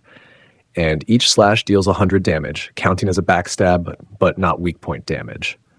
Slash width is 2.1 meters. MC yells, this is a crazy strong AoE attack skill. It teleports me and makes me invisible. Yo. He's like, learn it now. I got some evolution points left. Should I evolve Greedy Hand first? He evolves Greedy Hand, and a notification hits. You used 8 evolution points, leaving 4. Your Jade rank Greedy Hand is now Diamond rank, an assassin skill for monster corpses. Extra loot drop chance went from 160% to 220%, and the 20% chance for loot to level up is now 40%, yo. Man, this skill's getting way too OP, right? MC thinks, like I figured, killing 1 monster now gets me loot like I killed 3, man. He adds, I'll use my last evolution points to evolve instant shadow slash 3 tiers. Notification pops. Your silver tier instant shadow slash went through gold to platinum tier, an assassin skill. Flash range went from 15 meters to 18, now 21. Invisibility was 5 seconds, then 6, now 7. Slashes went from 3 to 4, now 5. Hitting all enemies in your path. Cooldowns still 12 or 10.43 seconds. Learning requirements level 4, which you've met. Slash width went from 2.1 meters to 2.6, now 3.1. Damage per slash went from 100 to 150, now 200, all counting as backstabs but not weak point damage. MC's like, cooldown didn't change. That's tricky, but I can stay invisible indefinitely with instant shadow slash. Yo, the rest is trash, but this warrior skill, battle roar, I can sell it for mad cash, man. A rustling sound comes from behind. MC spins around, shocked, seeing 4 limp crawlers coming at him. He thinks, whoa, 4 crawlers? Perfect timing to test instant shadow slash, yo. He uses it, and it's a bloodbath. 5 slashes hit each crawler, dealing 725 damage per. Notification pops. You killed a level 4 limp crawler plus 80 XP and 5 days of tradable lifespan, yo. Shadow dips into shadows, saying, my monster killing speeds up again. With venom darts, I can drop them in 2 hits. Battles won't drag, and my accident chances are way down, man. Running full speed through shadows. He says, I got 618 days of tradable lifespan. To bring my equipment and skills to reality, I need 2.5 more years. 900 days exactly, yo. I'm heading back to sell my items. Maybe I'll get enough lifespan. Once I hit level 10, I can bring skills and gear to reality, man. MC's closing the gap between game and reality fast. Yo! So what y'all think? How many chapters till MC brings his skills and gear to reality? Tough question, but guess in the comments. I'm thinking 5 chapters, man. But this episode wraps here, yo. If you're digging these videos, smash that like button. It motivates me to keep dropping new ones. I'll upload on time. I'm planning to find a schedule to drop videos daily for a week or even a month. Tough, but not impossible. I'll make it happen, at least for a week, man. If you like the video, hit like, subscribe if you're new, and turn on that bell icon. Notifications ain't reaching many folks lately. What's up with that? Drop in the comments if you got the bell on, yo. As we saw in the last episode, the whole world's now tuned into the godforsaken game. Nations are sending in their strongest people to dig up every bit of info they can. Back home, folks in Shadow's country are scrambling to buddy up with him, hoping to squeeze out some insider secrets. Meanwhile, our MC's little sister, who's straight up obsessed with Songfei, just found out he's going to appear in the game, and guess what? She's locked in, determined to get crazy strong, climb the ranks, and spend some quality time alone with him. And yeah, she's already picked up a solid leveling system to start grinding. Now cut to the MC, Shadow, in-game. He just scored an insanely OP ring that boosts all his stats by 8. The man's a walking cheat code. And yo, it's not going to be long before he can start bringing his skills and gear into the real world. Wild, right? So today's episode kicks off with Shadow wandering through the jungle in the middle of a rainstorm. Suddenly, he hears voices. Congrats, young lady. You made it to level 3. Now it's time to keep your promise. Turns out it's that arrogant girl and some dude with a pig-faced mug, plus their whole squad. The girl smirks and goes, relax. You think Dajin Industry can't pay you a small amount? I'll log out right now and drop my number. Contact me anytime. Oh, and sell me all your tradable lifespan. I'll give you 10,000 for each day. Shadow's off in the shadows, eavesdropping, real quiet. Meanwhile, Pigface bursts out laughing. No problem. I told you, Shadow's just some blind clown who didn't even take your offer seriously. We'll sort out the rest in the real world. In his head, the guy's thinking, so what if this game's linked to lifespan? I can just farm monsters and earn more. Geniuses like me turning game skills into real money, that's real power. One more week and the world will see who's smart and who's a joke. Scene shift, Cell Town. A guy walks toward a gate and suddenly a powerful aura explodes out of it. Yup, it's Shadow. He looks up at the gate and mutters, all right, Cell Town's teleportation formation just got activated. Ding! System message. You've activated Cell Town's teleportation formation. 1 reputation. You may now teleport for free once daily. Additional uses will cost tradable lifespan. Then comes a critical note. No other village in Jahai City has activated teleportation, so cross-village travel is still locked. Teleporting's a two-way street. If no other village activates theirs, it's useless. Someone in another town's got to hit level 5 and unlock theirs. He pauses, remembering. Back in my last life, Songfei was in Firefly Town. I'll set up an alert. If anyone opens teleportation there, I'll know. He walks away thinking, these formations are just stepping stones. Main focus now, get to level 10 and hit the god's abundant realm. That's when the real game starts. Back in town, Shadow opens his shop. For just 10 seconds, chaos erupts instantly. It's Shadow the Expert. I've saved 150 days of lifespan. Please let there be mage gear. Last time he sold that icicle spell to Grace, and she jumped to number 2 on the rankings. Suddenly, boom, a battle roll skill book appears. One guy yells, "I want it." He slams down 300 days of tradable lifespan. The crowd freaks out. 300 days for one book? Worth it? Dude, that'll triple his farming speed. He'll earn that back in 2 days easy. People go nuts. I need boots. I want mage gear. Give me a dagger. Seconds later, everything's sold out. Shadow checks his system. Sold out in under a minute. Earned 650 days of tradable lifespan. Total now, 2,174 days. Not enough yet. If I want to bring all my attributes, level, and gear into reality, I gotta push harder. Still only level 5. I need to reach level 10. As he walks away, players are buzzing. I didn't get anything. Will the expert return? Will he sell here again? Then, this quiet, innocent-looking mage girl steps up. Expert, I have a treasure. Want it? She holds up a ring. Shadow scans it. Eyes widen. A space ring? It's a 12-slot inventory ring. Doesn't take up backpack or equipment slots. Shadow explains, you only get 3 storage packs normally. This doesn't count as one. It can drop from any mob, but the chance is near 0. Early game? This is insane. He asks, how much you want for it? In his head, in my last life, this kind of ring sold for 3,600 days of lifespan. But the girl smiles and says, I don't want lifespan. I just want to add you as a friend and ask if you'd team up to kill a boss. He agrees. Name pops up, Black Plum. They team up and walk out together. He asks, what kind of boss? She says, gold tier. I couldn't see the name, but it was on an old, busted boat. Shadow freezes. Wait, a broken boat? Could it be the Golden Ghost Ship? He explains. That thing drops next-level loot. It's rare, appears randomly, and starts major wars between guilds. But here in Beginner Town, it's probably only level 5. Easy kill if I get there first. He wonders, this girl, rare loot, ghost ship, lucky finds. Could she be the legendary fish from Wang Ming's squad in my past life? He asks how she found it. She says, I was fishing offline, then got bored and wandered off. That's when I saw it. Shadow's mind spins. So those rumors were true? She is fish! He stares and the girl blushes. Why are you staring like that, expert? He snaps out of it. Nothing. As they head out, someone's tailing them.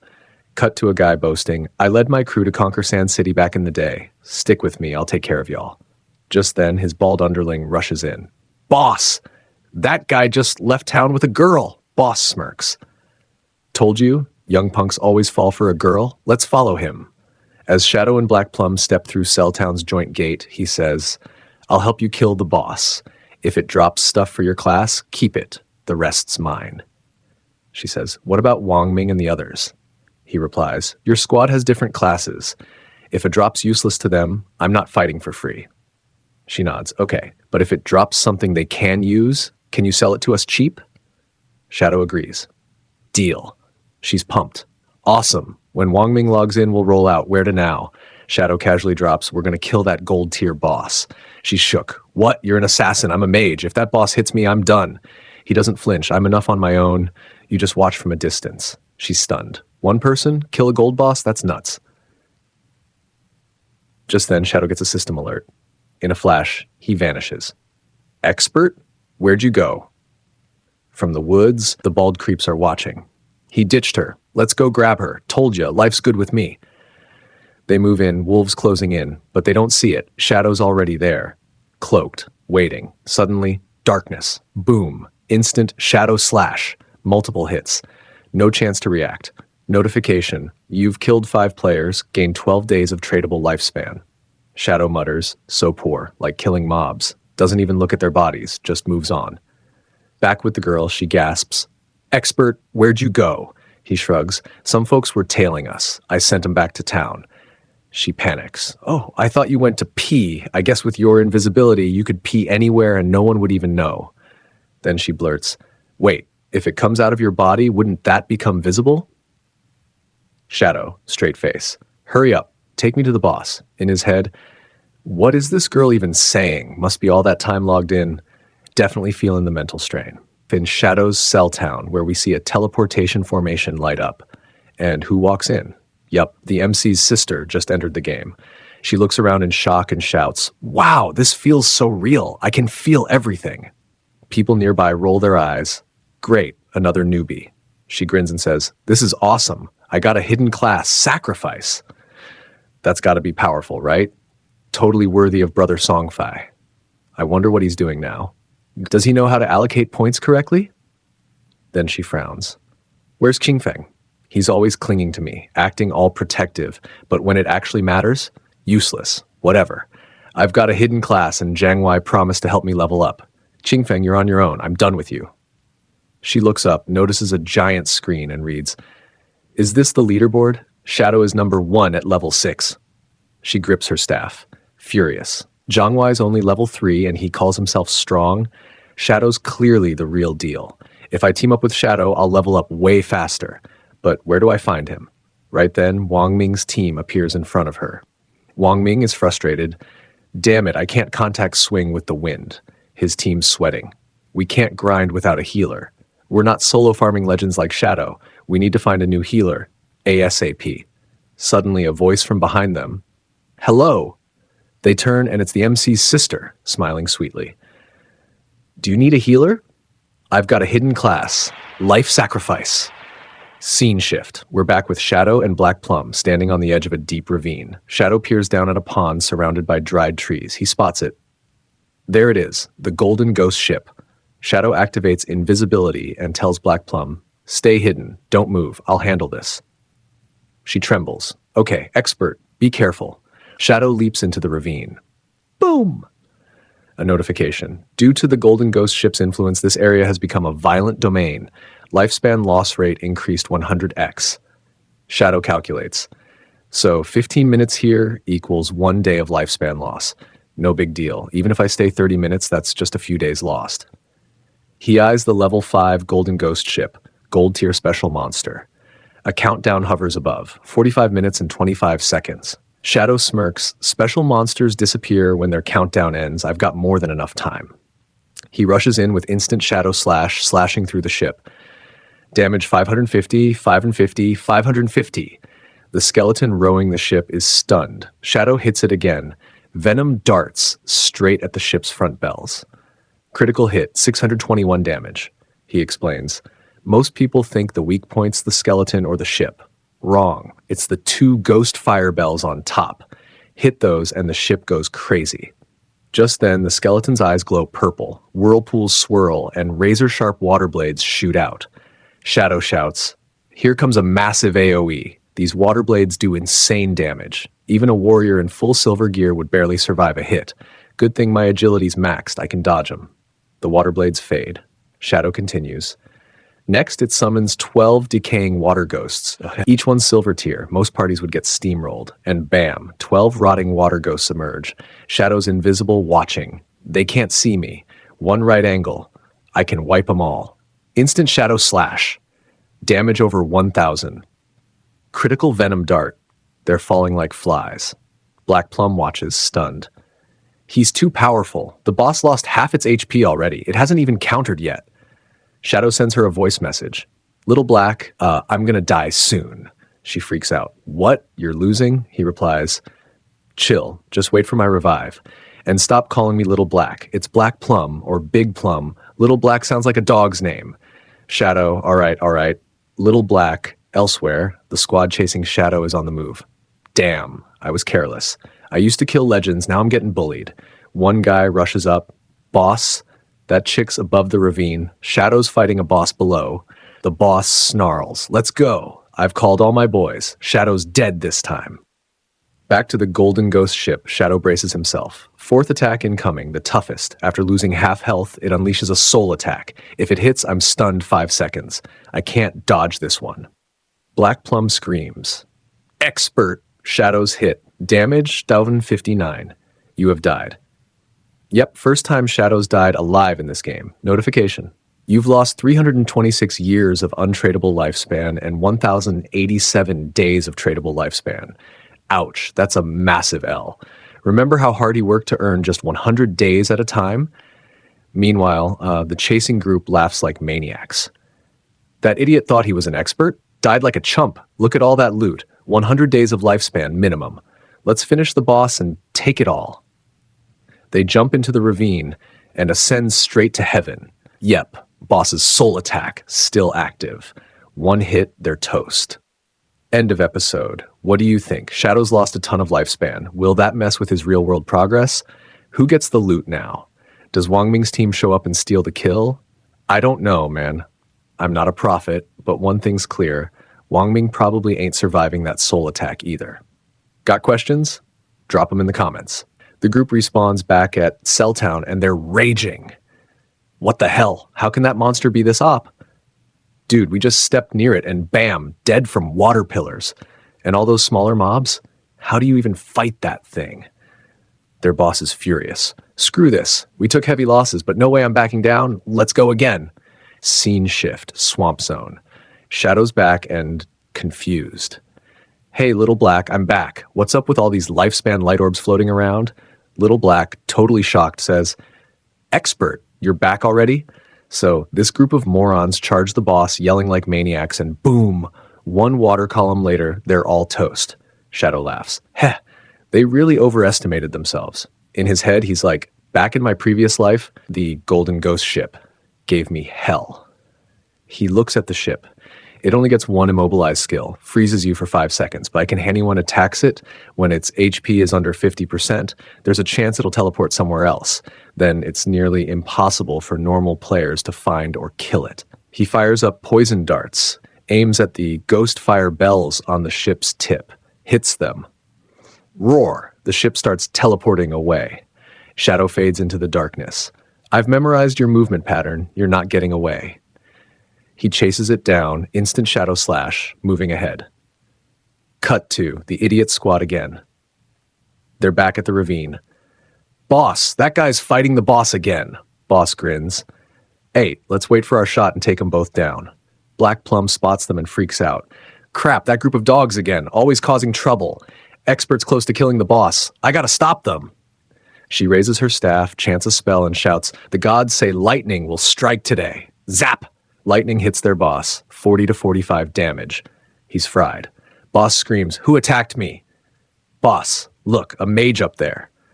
Boss snarls, picks up his axe. That chick's dead. Black Plum, panicking, oh no, help me. She bolts. Boss yells, stop running, I'll end you. His whole crew chases her.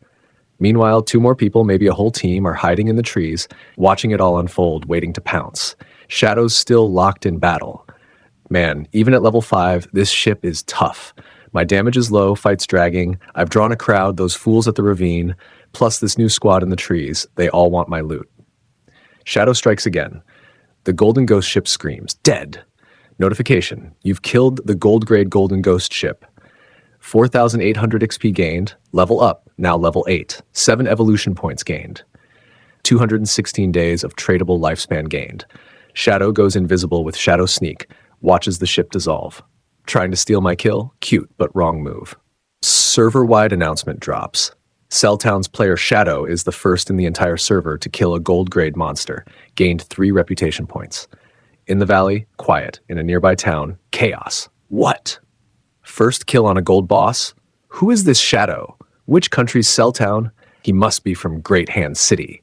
Back at Celltown, Wang Ming and Shadow's sister hear it. Wang Ming, hold up. He just soloed a bronze tier boss and now a gold tier? How's this guy so cracked? Shadow's sister thinks, Shadow's crazy strong. If he power levels me, I'll easily meet Brother Songfai. Back at the ravine, the loot drops. Tons of it. Tree hiding squad is grinning. Look at that loot. Shadow went invisible and didn't even grab it. He's being cautious. Guang, find him. We'll kill him first, then loot everything. Guang draws his bow, loads an arrow, fires Phantom Horn Eagle, a skill that sends a spectral eagle into the sky. It drops feathers, some hit Shadow, but he stays hidden. Shadow thinks, Phantom Horn Eagle? Anti-invisibility skill, huh? But too bad. My invisibility's upgraded, level 1 plus.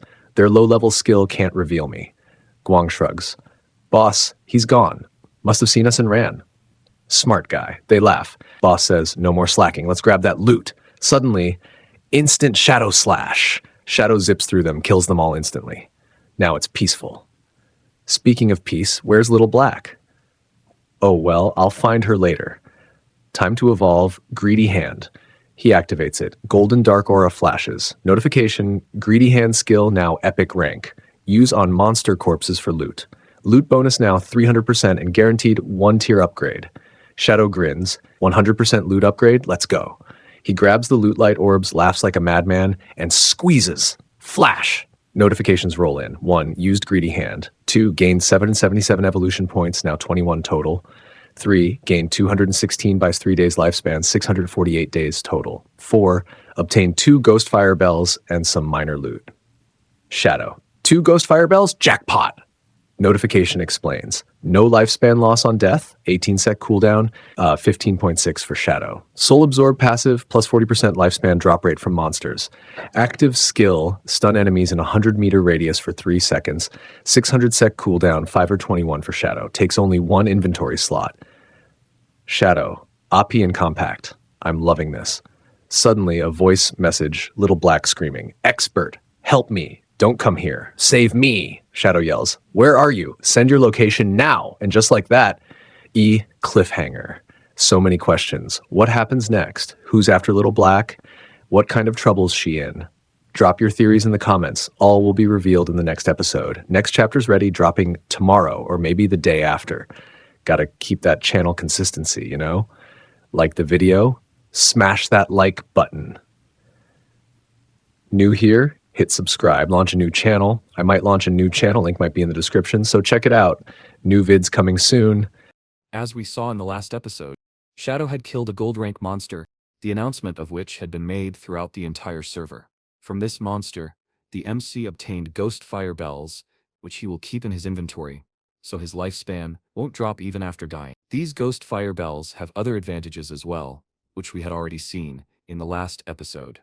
And in the last episode, at the end, we saw that the MC received a distress message from Black Plum, where she was asking Shadow for help.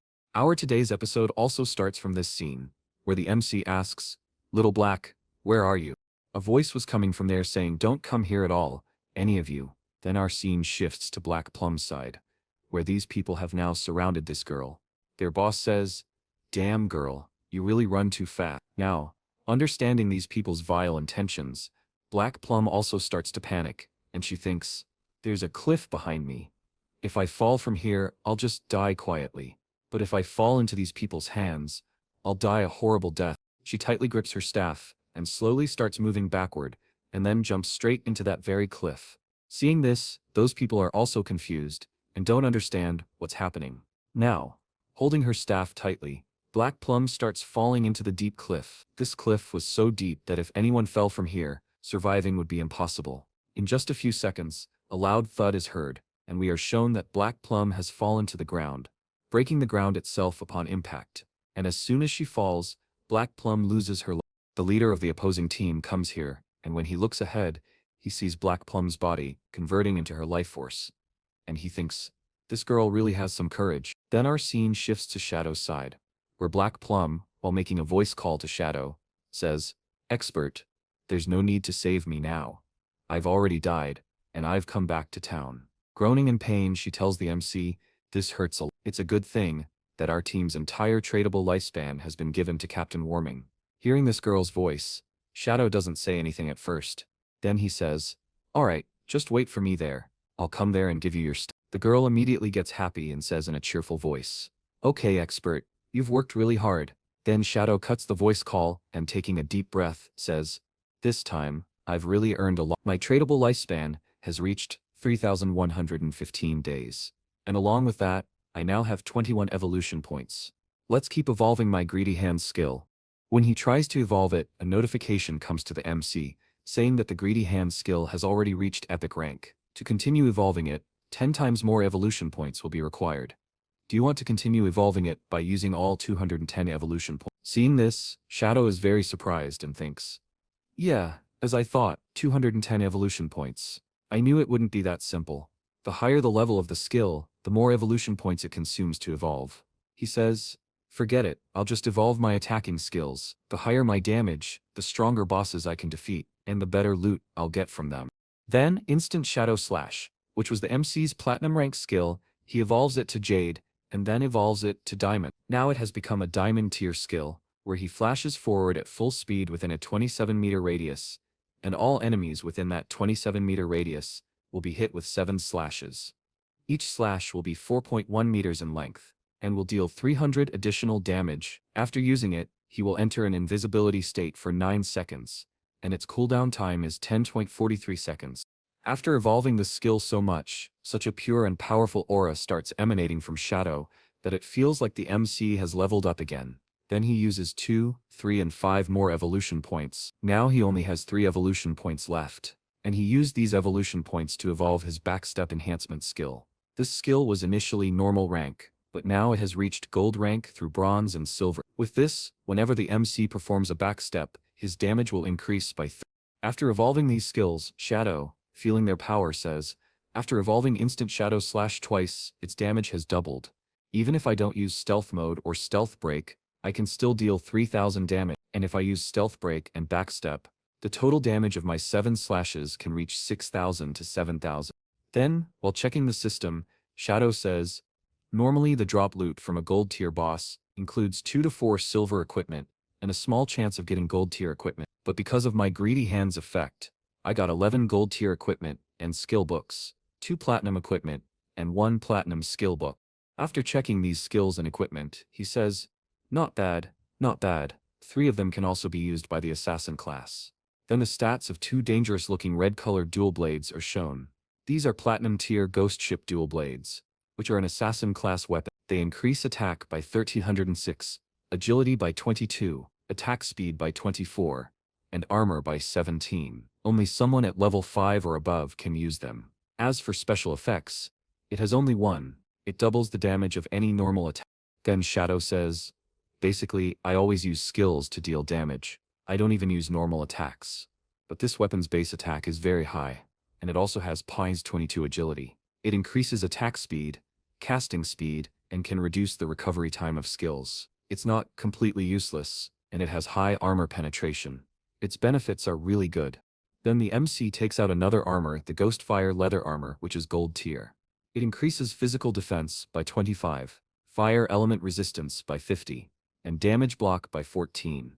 It also increases health by 419, and it requires level 5 to equip. Seeing the stats of this armor, Shadow immediately equips it, and says, while leveling up, my constitution hasn't increased yet. Despite my current level up, my health is still only 3850. But this one piece of equipment increased my health by 419. Now when I wear this armor, most players won't even be able to break my defense. Then, activating the system, Shadow says, alright, make all my defensive equipment invisible, and keep my normal assassin class appearance active. As soon as he says this, his defensive equipment starts disappearing. And he says, this way, no one will know about my equipment just by looking at me. If they want to see my equipment, they'll have to directly check my game interface. And there's something else left in this loot. Oh yes, skill books. Then he takes out skill books suitable for the assassin class. The first is a gold tier Ghost Shadow Blur, an assassin class passive skill, meaning it doesn't need to be activated. It activates automatically. This gives the MC a 15% dodge rate, and when dodge activates, the MC becomes immune to any damage, meaning that damage has no effect on him. Seeing this skill, the MC smiles and says, finally, a survival skill for the assassin class. As far as I remember, this skill is very weak, because increasing dodge rate in this game is very difficult. If you work hard to increase dodge rate, your other attributes will remain weak, and if dodge doesn't activate, it becomes very dangerous. But I'm different in all this, because I can evolve any skill, unlimited times. Then he learns this skill, and says, while increasing my dodge rate, I won't sacrifice my other attributes. It's all benefits for me here. Then he turns back and says, alright, it's time to go now. Whatever things are left here are for warrior, priest and archer classes. I'll sell them to Wang Ming at a 10% discount. Even though he can't afford these things for now, based on Warming's personality, I can definitely sell them to him on credit. This big upgrade in my stuff happened all because of Little Black. Without any fee, I would never have found the level 5 golden ghost ship. I should definitely thank her. While strolling leisurely, Shadow moves forward, but then a group of idiots starts approaching from the front, and they seem very angry because of Little Black's actions. When Shadow sees these people, he immediately understands that these are the same people who were chasing Little Black. And when these people see Shadow, they get very scared. They shout, it's Shadow, run from here. All of them immediately turn back and start running, but their boss stops, because he ended up at the back. He says, idiots, don't block me. Where are you going? Leaving me behind. But everyone was concerned about their own lives. They shout, "Duck, don't come here, just run. Run separately." These people were running while begging Shadow for mercy. But seeing them, Shadow says, "Ha, you're running from me." He immediately uses instant Shadow Slash, cutting down all these people in a single attack. All of their boss's underlings are left cut and beaten in front of him. The MC kills all the underlings and moves forward. Their boss was running straight ahead, so he ends up right in front of Shadow's face. He starts begging Shadow for mercy, saying, "I was wrong. I won't do this again. Please let me go, brother expert daddy. Don't kill me. I have less than a year of lifespan left." But the MC, with a straight look, says, "When you attack others, don't you think about your own fate first?" And then, all we hear are his loud screams because the MC stabbed a poison dart into his head, causing blood to gush out like a fountain. Ignoring his blood, the MC moves straight ahead. Then a notification comes to him, which says, "Since you've killed too many players, you've been given a single layer of killer status. Currently, you have the first layer of killer status, so after dying, 75% of your lifespan will drop." After this notification, a lot of red-colored aura starts emanating from the MC, and the word killer appears in big letters above his forehead. Seeing all this, the MC thinks, "Yeah, whatever. I have ghost fire bells. If I act carelessly like this..." Note, the text cuts off here, but it seems to continue. He hasn't equipped any equipment yet. The MC made all his equipment invisible, right? So the MC quietly listens to their conversation while moving forward. But then, the leader of the group that the MC dealt with first approaches him and says, "Brother Shadow, wait a minute." Then he takes out a shiny skill book from his inventory, and holding it toward the MC says, "Brother Shadow, what happened was our fault. This assassin class skill book was bought with our lifespan. Please accept it and forget whatever happened between us." When Shadow looks at this skill book, he sees that it's just a common tier assassin class skill book. Impale. It's a single target skill that deals 20 attack damage upon hitting, and stuns the target for 2 seconds, with a cooldown of 22 seconds. The MC isn't concerned about its attack power or the fact that it's a common tier skill book. What matters to him is the 2-second stun effect. Seeing it, he says, "This is a control type skill. Even though it's common tier for now, I can evolve it and make it even more awesome." Then he takes the skill book from them and says just one word, "Fine," and moves straight ahead. Seeing Shadow's attitude, their entire team gets very angry. In anger, they say to their team captain, "Swans, isn't this a bit too cowardly? We got killed by him, and we still have to give him a skill book?" Another one says, "Yeah, we've never been treated like this. Let's all use our connections to gather people. With all our connections combined, if we all spit on him even once, he'll drown in it and die." The third one says, "Yeah, why should we be scared of him?" Then their team captain says, "Do you guys know how fast this Shadow is growing? He's leveling up on his own without any help. He must have a big secret. If we find him in real life and kidnap him, not only will we get his secret, but we can also make him our slave to gather lifespan." Hearing this, all his teammates get very happy and say, "As we expected from Swans, this is truly a great plan." Swan says, "To extract information from him, I'll use my family to send a woman his way." When I heard Shadow's voice just now, it sounded very different. He's definitely not from our circle, meaning this guy must be very poor. We'll send a professional beauty to him, and I can't believe he won't fall into this trap. Then our scene shifts to Shadow's side, where he starts transferring all the equipment he got for this girl's class to her. Shadow says, "Here, Little Black, accept the trade so I can send you some stuff." Little Black, getting very excited, says, "Wow, expert, thank you, but I'm not Little Black. My name is Black Plum or Big Plum." But when she sees the equipment and skills Shadow gave her, she gets extremely excited. Forgetting everything, she activates her firepower and says, "Yes, yes, yes. This is just too awesome. This skill, this necklace, it instantly multiplied my damage several times. It more than doubled my mana regeneration." From her face, she looked extremely happy, and she says, "Expert, expert, thank you so much." Shadow says, "You're welcome. I'm just fulfilling our agreement. So give me that space ring." The girl immediately takes out the space ring and says, "Oh yes. Here you go." Then, laughing, she says to Shadow, "By the way, while I was escaping from those people in the forest, I saw an underground cave. It looked like some kind of entrance to a ruin. Are you interested in that?" Hearing this, Shadow is very surprised and thinks to himself, First the golden ghost ship, and now this ruins entrance. Befriending this girl is really very beneficial, and it's beneficial for both of us, because if I hadn't given her 2 gold tier equipment, she probably wouldn't have told me about this information. And because of this space ring, his inventory now finally has 27 slots. So Shadow says, by the way, where's Warm? Once I sell all these leftover things to you guys, I'll go check out the ruin you told me about. The girl says, alright, but the captain and the others have gone to train with a new priest. They won't be back soon.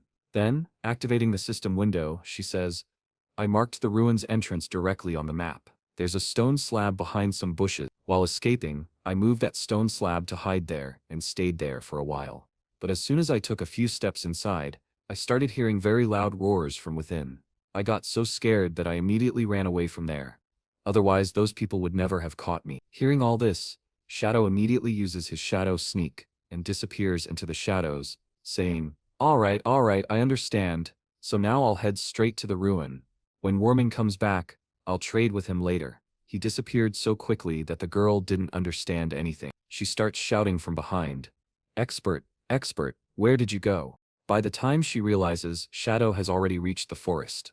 Running at full speed in the shadows, he thinks, at first, I wanted to find a place where I could grind comfortably, to reach level 10, but now that I know about the ruin, there's no need to grind anymore. Then Shadow tells us that in beginner towns, the ruins that appear are mainly of 3 types. Some are tombs, some are cursed ruins, and some are temples of faith. It doesn't matter what type of ruin it is, there will only be some small bronze tier monsters, and there might be some silver tier monsters as well. But for him, they're just rivers of lifespan and evolution points, showing us some slabs among the bushes, which have been moved aside, and from there, some stairs are descending. And the one who moved this slab is none other than our MC, Shadow. He is coming down the stairs, and while coming, he thinks, in beginner towns, only 3 types of ruins are found. The first is tombs, the second is cursed ruins, and the third is temple of faith. There's no need to say much about the tombs. They have hordes of monsters that are very difficult to kill, and at the end, there's almost always a gold tier monster. In the second, cursed ruins, the monsters are cursed by ancient gods or evil gods. They might have been human initially, but over time, after dying, they transform into ghosts. In the third, temple of faith, all the monsters are believers of ancient gods or evil gods. The area of this type of ruin is very complex, meaning it's very difficult to find the way here. Then Shadow explains that if a person completes the first 2 types of ruins, they can get special items or skill books from them. Then Shadow starts looking at some figures on the wall, and after seeing these designs, he realizes that this is a temple of faith. Looking at these designs, he thinks, these murals look somewhat familiar. Murals are probably something religious, or something, I don't know. So sorry for that, I know you guys probably don't know either. You can just assume these are designs.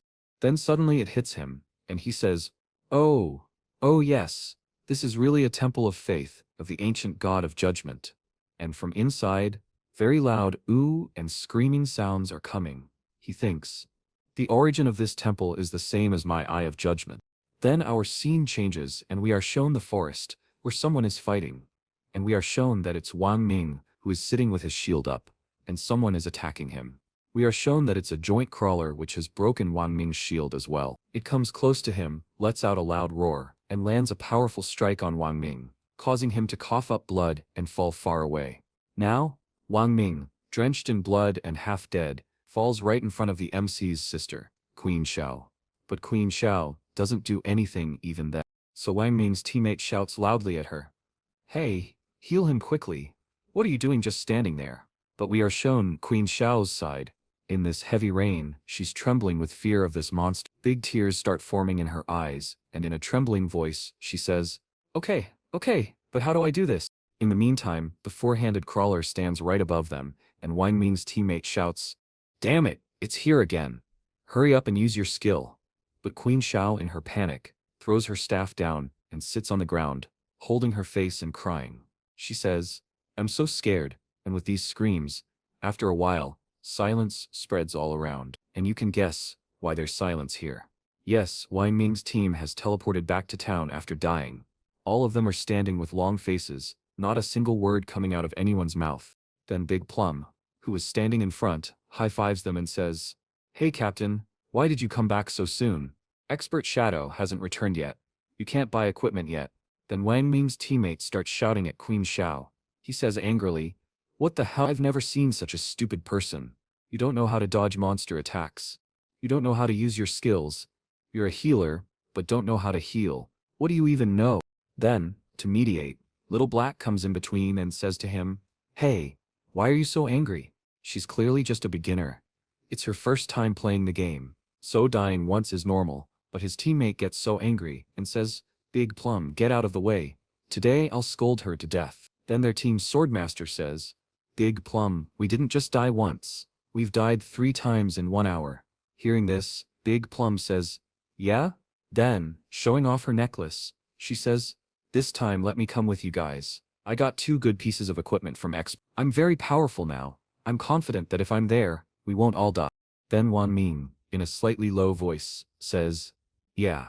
Alright, stop arguing. Big Plum's suggestion isn't bad. With her joining us, things might go smoothly. Maybe when we're coming back, we'll run into Expert Shadow. That's a good thing. Look at the poor guy's eyes. He looks so troubled." On the other hand, the MC's sister says very calmly, "Forgive me, this time I'll do better." But in her mind, she was thinking, "You guys can't even do one thing properly yourselves. And yet you have the guts to blame me. If you didn't have a connection with Expert Shadow, I wouldn't even look at you guys. I'm so angry at this bunch of lunatics. This girl is barely controlling herself." Then our scene shifts to Shadow, who is calmly moving forward in the ruin, heading toward where the loud sounds were coming from.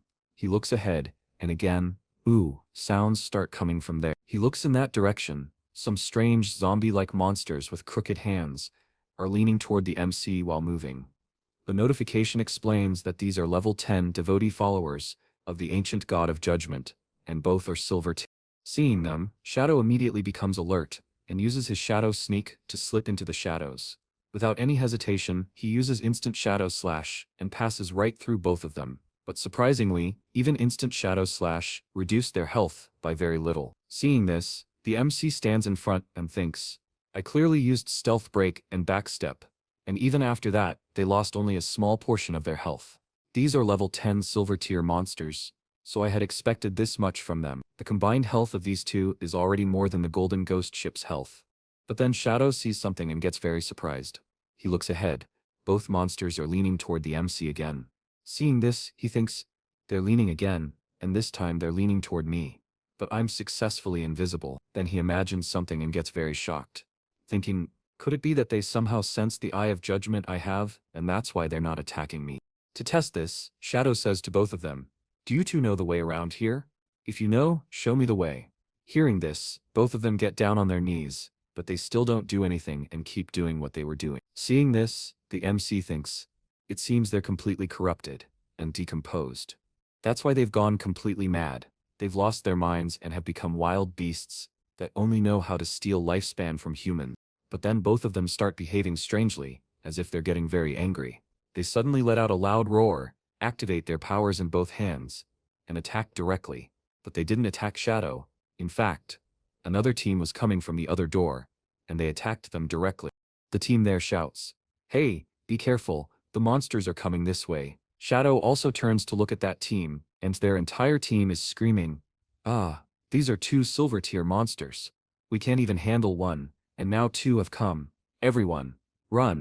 Then we are shown this team, whose most members have died and are transforming into lifespan, and a mage girl, from their team, screaming loudly, also starts dying. Seeing the power of these silver tier monsters, it looks like some strange flames are burning, and in the next moment, their entire team has transformed into lifespan and is lying on the ground. But surprisingly, these 2 monsters don't go forward to devour that lifespan first. The MC thinks about their team. This was the same group as that girl who bought the Ice Spike skill book from me. What was her name? Grey Rose? Yeah, probably that. I never thought these people would find this ruin too. But looking at their levels and equipment, it doesn't seem like they were even thinking of going deeper inside. Honestly, I don't think current players are that weak. Their levels and equipment are very weak. I'm moving so fast, no one else can come this far into the ruin.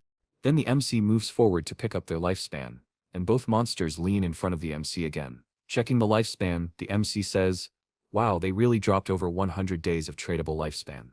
I didn't think they were this rich."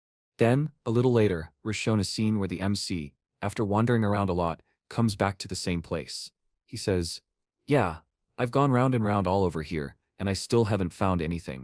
No traps, no treasure. So could it be that there are only these two silver tier mini-bosses here?" Then, taking out his poison dart, he looks back at these monsters and says, forget it. Without any hesitation, he attacks both monsters' heads with poison darts, and in 1 or 2 attacks, both are killed. A notification comes. "You have killed the devotee followers of the ancient god of judgment. You have gained 4,000 experience points. Congratulations, you have now reached level 9. You have gained 4 evolution points. And along with that, you have also gained 88 days of tradable lifespan." Then, as usual, he uses his greedy hand skill on the loot of these 2 monsters. Looking at the loot obtained, Shadow says, "Epic tier greedy hand is absolutely insane. A total of 32 evolution points, 10,504 days of tradable lifespan, 4 gold tier items, and 10 silver tier items." Then he takes out a necklace in his hand and says, "Among these gold tier items, there's one equipment for the assassin class 2. The name of this equipment is Pendant of Faithful, meaning a pendant for the trustworthy. It's gold tier, an assassin class accessory. It increases agility by 15 and reduces cooldown by 20% for any skill or item. Only someone at level 8 or above can wear it, and it has a unique effect that allows it to summon a silver tier devotee follower to fight for you, and its cooldown is a full 600 seconds. Seeing the stats of this necklace, Shadow says, "The stats of this necklace are really very good, and this 20% cooldown reduction reduces my stealth skills cooldown from 22.6 seconds to just 19.2 seconds, and the poison dart goes from 4.3 to 3.7 seconds, and my instant shadow slash goes from 10.4 seconds to 8.8 seconds. Now I can grind even faster, and for now, all my gear has a level 8 pawn requirement, meaning only someone at level 8 or higher can use them, and besides me, there's no one else this powerful here, so no one else can use them either. That's why I'll keep them for now, and sell them later." Then Shadow gets an alert from behind. He looks back, and there, a strange circle is opening on the ground, and it's trembling. Some movement is happening. A strange pillar starts coming out from inside that circle. Seeing this, Shadow says in a stylish manner, "This was bound to happen. After killing all the monsters here, this mechanism was bound to activate." The beginning of this chapter starts where the MC, looking at this mechanism, says, "This is a hidden mechanism." Then Shadow jumps and stands right next to this pillar, causing a creaking sound to come from the top of the pillar. And this mechanism activates again. We are shown that it starts sinking completely from below. And seeing this, the MC says, "What, is this some kind of lift?" As soon as Shadow goes a little downward, the ceiling above closes on its own, but the MC doesn't worry about this at all. And we are shown a scene from a little later. The MC, slowly descending on this stone lift, finally reaches the bottom after centuries. Seeing this, our MC says, "Finally it has stopped. I feel like I've come 300 to 400 meters deep." The MC still didn't know what was happening here, or where this was taking him, but when he looks ahead he says, What is this?" We are shown that right in front, the door of this old lift opens before him. He looks, and sees that it's some kind of maze. A maze beneath a temple. Looking at the open door in front, the MC explains, "Inside a ruin, there are certain chances that as soon as you complete the ruin, a hidden maze door can open. In my previous life, I explored many such mazes. In such mazes, countless traps are set up, but as long as you have some people to act as cannon fodder for you, there's basically no danger here. But if you bring some people to act as cannon fodder, it takes a lot of time." Then he takes out the same necklace that he got as a reward in the ruin, and says, "With my current attributes, if I get caught in even one of these traps, I'll basically die. But luckily, I have this." We saw all the information about this necklace in the last episode. The MC is about to use the unique effect of this necklace. Then he holds the necklace forward, and summons a silver tier devotee follower from it. As soon as the follower is summoned, the MC gestures with his hand and says, "Go scout the things ahead." Soon as the order is given, his follower starts moving forward without thinking, and our Shadow walks behind with his hands clasped, saying, "If you have a pawn who walks ahead and scouts the situation well, exploring here becomes very easy, but still, there's a slight chance of danger here. If that's the case, I should evolve my passive dodge skill as much as possible." Then he uses his evolution points, where he evolves his Ghost Shadow Blur skill 4 times, for which he uses 1 evolution point. The first time, 2, the second time, 3, the third time, and 5 the fourth time. Now he has only 24 evolution points left. His Ghost Shadow Blur skill has reached epic tier, and where it used to give a 15% dodge rate before, now this skill gives a 75% dodge rate. And once this passive skill activates, it also gives immunity to every damage. After reading this, the MC gets very happy and says, 75% dodge rate. That's already a lot. Now my remaining evolution points will be enough to evolve Instant Shadow Slash to epic tier. He uses 13 evolution points for this, and now he has only 11 evolution points left. His Instant Shadow Slash has gone from Diamond to epic tier, where it used to flash up to 27 meters before. Now it can go up to 30 meters. And where the invisibility was 9 seconds before, now it has become 12 seconds. Where it used to hit 7 slashes on all enemies in its path, now it will hit 9 slashes. Its cooldown is still 12 seconds. And where the slash width was 4.1 meters before, now it has become 5 meters. And each slash will deal additional damage from 300 to 400. Seeing this result, the MC gets very happy, and then he says, to go from epic to legendary tier, you need 10 times more evolution points. And the higher the tier of an item, the more its cost increases for evolving. Then he explains through an example, like if I get an epic tier skill book, it's already epic tier. I haven't used even a single evolution point for it. And to evolve something in the initial stage, it takes fewer evolution points. If I evolve it for the first time, it will take only 1 evolution point. But since it will evolve to legendary tier, I'll have to pay 10 times more. And 1 times 10 means 10, meaning I'll have to spend 10 evolution points. But this also means that if I get an epic tier skill book, I can evolve it even faster to legendary tier, mythical tier, even ancient tier, and immortal tier. Then he says, now I have only 11 evolution points left. With these I can only evolve my initial skill, Shadow Sneak, and he does so. He evolves Shadow Sneak twice, using 3 evolution points the first time, and 5 the second time. Now he has only 3 evolution points left. His initial skill, Shadow Sneak, has gone from silver to gold, and then to platinum tier, where he could stay in stealth for only 16 seconds before. Now he can stay for 24 seconds. Where breaking stealth dealt 90 additional damage before, now it will deal 50 additional damage. The cooldown, which was 26 seconds before, is now only 22 seconds. Seeing this, Shadow now says, I have an attribute that reduces my cooldown speed by 35%, meaning its final cooldown is only 16 seconds. But this cooldown is still too much, and the attack from breaking stealth is also too low. I'll have to replace this skill with another skill. After explaining all this, Shadow looks ahead. There, his follower had stepped onto a tile, which caused a trap to activate. As soon as the follower stepped on that tile, a giant boulder came and fell right on top of him. Shadow's follower turns into paste right before his eyes, but despite this, he doesn't react at all. He keeps standing and watching. In front of him, his follower starts dissolving into lifespan. But Shadow, without any emotions, says, my summon died. Alright, I'll wait for the cooldown to finish, and then I'll summon it again. This maze is very complex and dangerous. I can only explore it slowly. Now I can only hope that when the time comes, I get some really good things from this. Then our scene shifts to the upper layer of this temple, where our MC had already passed through. From an empty path, a shield warrior and a kid start looking around. When they look around, they don't see anything. Not finding anything, the shield warrior turns back to his captain and says, Captain, I can confirm from the front that those 2 monsters have disappeared. Then his captain, whose name is probably Gray, says, what? How can this be? Then all 3 reach the middle of that room, and looking around, Gray says, our lifespan is gone from here too.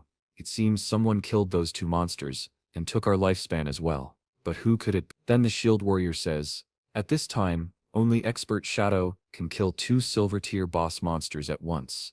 Then the kid says, did expert Shadow really come here? It seems like he's the one who took our dropped lifespan. At least that's what it looks like. But there's one good thing, he won't have to die again at the hands of those boss monsters. Hearing all this, Miss Gray falls into thought. And while thinking, she thinks, when we came here, we definitely saw a person, and it looked like he was communicating with the monsters. So was that Shadow? Could it be that he has a skill that can even control bosses? What an incomprehensible skill. Its power is really so dangerous. Then our scene shifts back to the MC, where his follower has gotten caught in another trap. Lots of arrows pierce right through him, and his screams echo through the entire tunnel. Seeing this, our MC says, I've been wandering here for 3 to 4 hours, and now I feel like the end of this maze is coming soon. If I think based on the experience from my previous life, if someone uses human lives to explore this ruin, at least 100 people's lives would be lost here. Then he summons his follower again and orders it to move forward and explore. And now our scene moves a little forward, where the follower is walking in a strange broken place. Our MC is following from behind, but now a closed door has appeared in front. As soon as he reaches it, the MC says to it, "Go, go and open that door." The follower, making ooh ooh sounds, goes to the door, but when it goes forward and pushes the gate, even after putting in all its strength, it can't open the gate. Seeing this, our MC says, "This is so strange, it's not opening." Then he goes close to it and tries to detect it, but when the gate detects the MC's energy, it immediately starts opening. As the gate opens, a lot of energy and mist start coming out from inside, seeing which, our shadow also gets confused. When he looks ahead, a lot of suction force was coming from there. It felt like that energy was trying to pull him inside. Seeing this, our MC doesn't say anything at first. Then he decides to go inside. Then our scene shifts inside, and inside it was like a completely different world. Where Shadow was in an underground maze before, here it was an open sky filled with shining stars, and this place looked different. Like some factory, but in reality, it was some kind of ritual place. There was a big yellow treasure chest here, next to which a woman wearing priest's clothes was standing. The MC comes inside, and his first glance goes straight to that big treasure chest. Seeing it, he thinks, "This treasure chest is locked with lots of thorny vines, and next to it is this woman, she's an NPC." When he tries to check her information, the woman's information status is filled with question marks everywhere. Seeing this, he thinks, "What, her information is completely question marks. In both my lives, this is the first time I'm meeting such a mysterious NPC." When he gets close to her, the priest says something to him in some strange words. And after completing her sentence, she becomes completely silent, and her entire body starts dissolving into life force and merging into the sky. In no time, she converts into light and merges into the air. Seeing this, our MC says, "What? She just disappeared?" And here, all the thorny vines on the treasure chest were also disappearing. And when he looks ahead, that's exactly what was happening. The treasure chest starts glowing slowly, causing all its vines to dissolve into life force and merge into the air. Seeing this, Shadow says, "Even though I couldn't find out any information about that mysterious woman, it's completely confirmed that she's definitely related to my Eye of Judgment." After a while, all the vines on the chest disappear, and the chest starts glowing in a golden color. Seeing this, our MC says, "Golden glow is coming from this chest," meaning there are definitely some epic tier items inside. But still, I need to be careful. There's still a chance that I might face a mimic or some trap from inside. So now he takes out his devotee follower and pointing toward the chest, says, "Go, go and open that chest." The follower, making ooh sounds, rushes like a madman and starts lifting and throwing the chest's lid. The chest's lid flies far away, but a very bright golden light starts coming from inside the chest. Seeing this, our MC says here, "What? This is a skill book? This is a godly tier skill for assassins, because it has both active and passive effects." And yes, this episode ends right here. So if you like the video, make sure to like it. If you're new to the channel, subscribe. Yes, I forgot to record the outro, so I'm having to record it from the computer here. By the way, tell me, does this computer voice sound good to you guys? If you think it's fine, I'll record with this itself. While recording right now, it doesn't sound that great to me. Who knows, maybe after uploading to YouTube, it might start sounding a bit more normal. But yes, these chapters are now finished. And as soon as a new chapter comes, I'll upload it as is. I feel that going forward it's going to get even better. This video is probably showing up first for you guys, so if you want to click and watch, you can. Hey everyone, welcome back to the channel. We've got some exciting news, new episodes are dropping soon, and we can't wait for you to check them out. You might notice we've made a small change to the script. After hearing your awesome feedback, we've ditched the word yo to keep things fresh and in line with what you love. Your roasts and comments totally help shape the show, so keep them coming. We saw in the last episode the MC was wandering in the labyrinth beneath these ruins. It was here that he had significantly evolved his skills, and with his impressive abilities, he began exploring the ruins again. Meanwhile, Miss Gray's team had also arrived above these ruins, and they were beginning to suspect that their lifespan shadow was no longer present. While roaming the ruins, the MC came across a gate that his devotee couldn't open. However, as soon as the MC touched the gate, it opened. Inside the ruins was an entirely different world, where the MC found a chest bound by vines and a priestess standing beside it. When the MC approached her, the priestess spoke a few words and then vanished. The chest next to her began to slowly open as the vines loosened. The MC sent his deputy to open the chest. When the deputy opened it, the MC was astonished by the loot and exclaimed, "There's a skill inside, and it's a godly skill for assassins because it has both active and passive effects." This is where our last episode ended. Today's episode begins with an explanation of this skill. It's an epic tier assassin class skill book called Bestowal of Mars. Its passive effect grants a 100% weak point hit correction.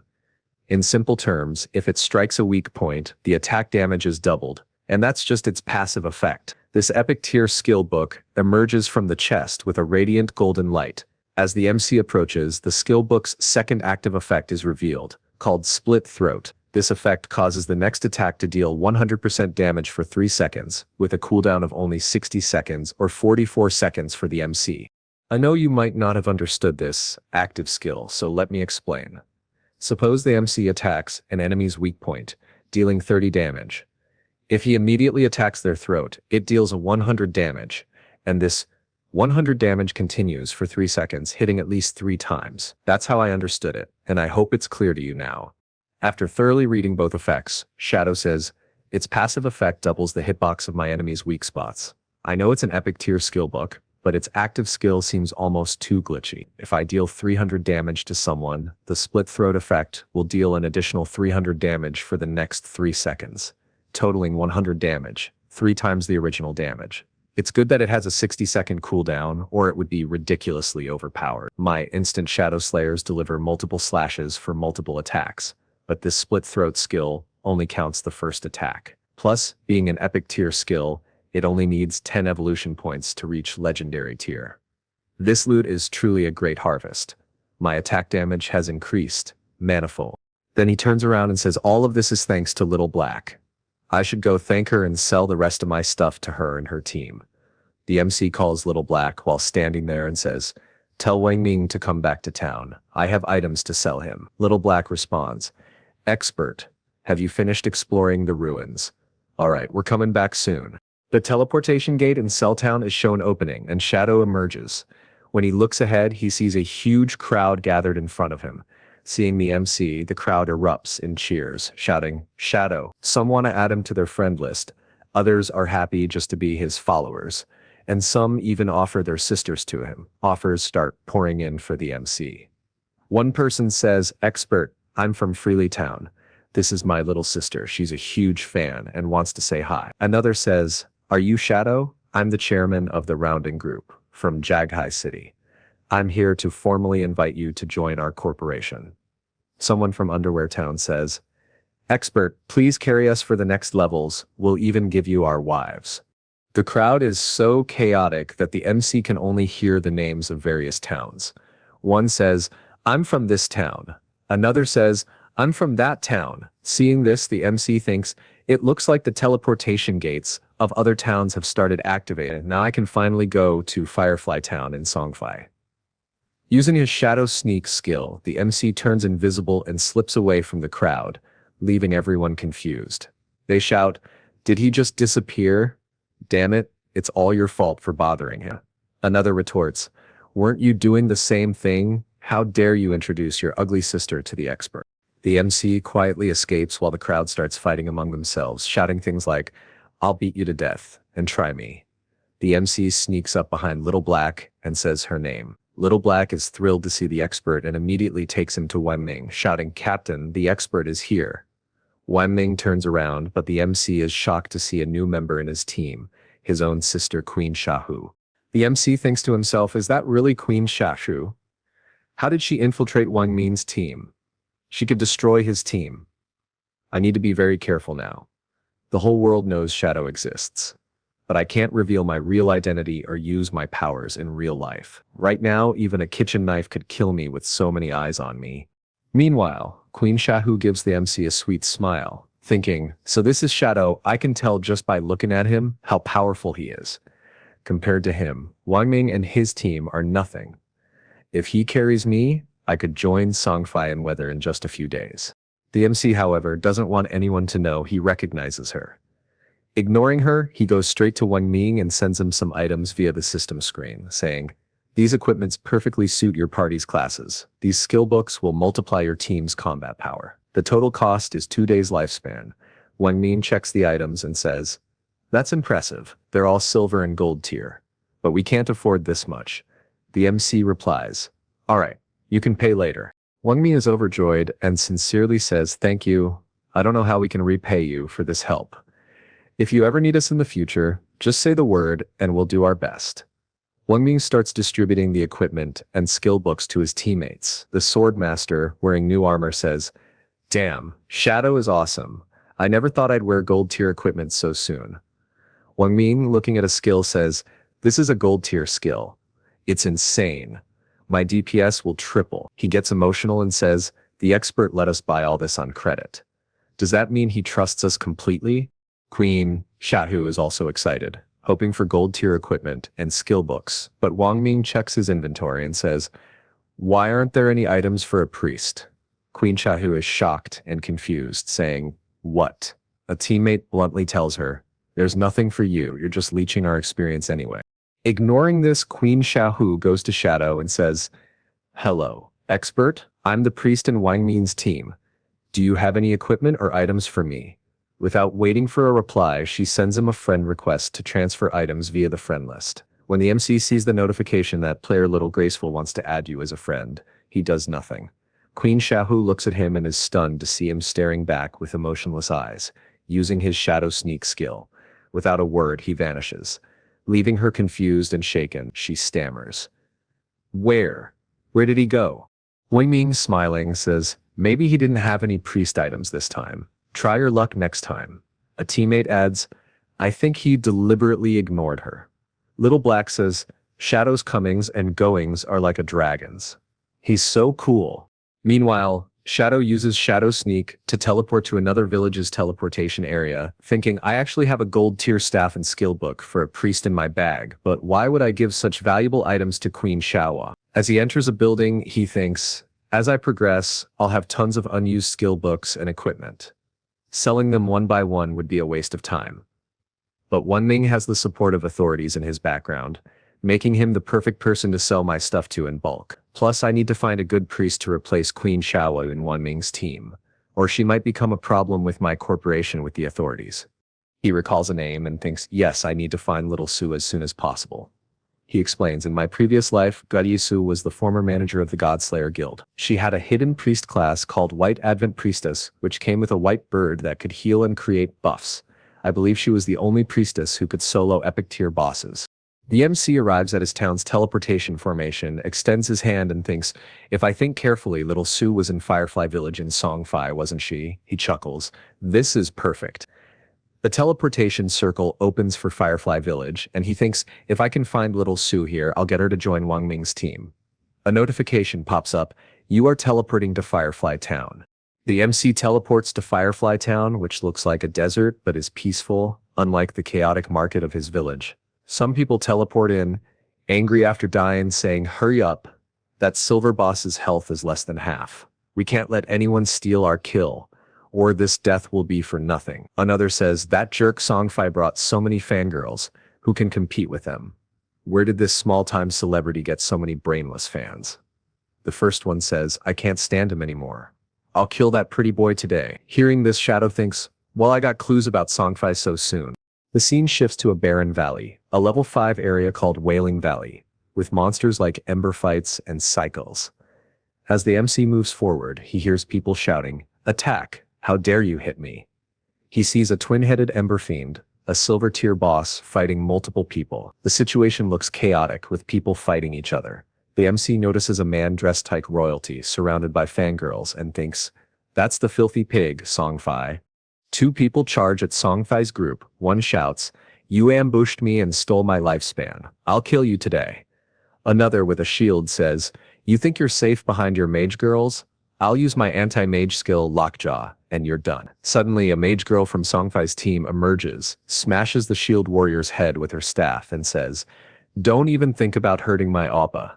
The other warrior is shocked, saying, "How can a mage girl have so much strength?" The MC explains, Songfai has a mage class with the title Heaven-Defying Mage God. In my previous life, he tricked many fangirls into choosing the mage class, then took their equipment and skill books to boost his power. But a team can't survive on mages alone. His fangirls came up with a solution. Some put all their attribute points into intelligence to become glass cannon mages, some into agility to become disruption mages, and others into health to become meat shields. Some put all their points into strength to become battle mages, attacking with their staffs. In the early stages, they dominated, stealing lifespans from players, and no one could resist them. But as the game progressed, most of his fangirls died off. Who is loudly shouting to manipulate the girls, "Sisters, you're working so hard, it's breaking my heart. I hope this boss is defeated soon, so everyone can rest. I want this world to be filled with love instead of violence." After hearing his dialogues, I'm starting to suspect the MC is lying to us. I don't sense any manipulation in this. It just feels completely cringe. I don't know how these girls are getting manipulated by such cringe words. One chubby girl, pointing at the monster, says, "No, brother Songfai, it's not that tough. You're the one suffering the most.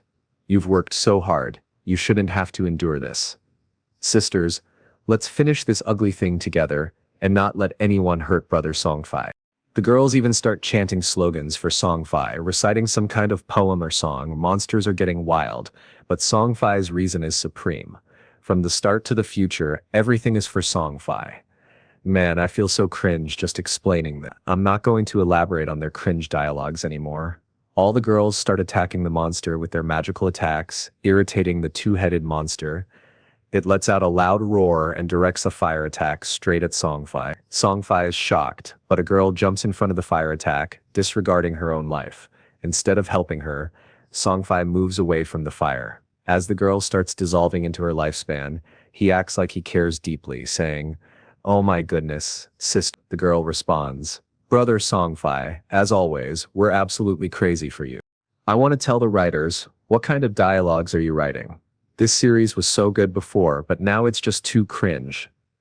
The chubby girl starts motivating the others again, shouting, "Sisters, stay strong. Once we defeat this monster, brother Songfai will take first place on the leaderboard. We have to surpass that so-called shadow no matter what." Despite her appearance, her motivational lines work, and the girls get fired up. They start shouting cringe dialogues and using their magic powers. After their attacks, the monster finally starts weakening, and its health drops significantly. Seeing this, Songfai thinks, finally it's about to die. If a silver tier boss is this tough, how could anyone defeat a gold tier boss alone? That shadow guy must be using some bug or glitch. I have so many people helping me, and I'm still stuck at level 7. What kind of bug lets him level up so fast?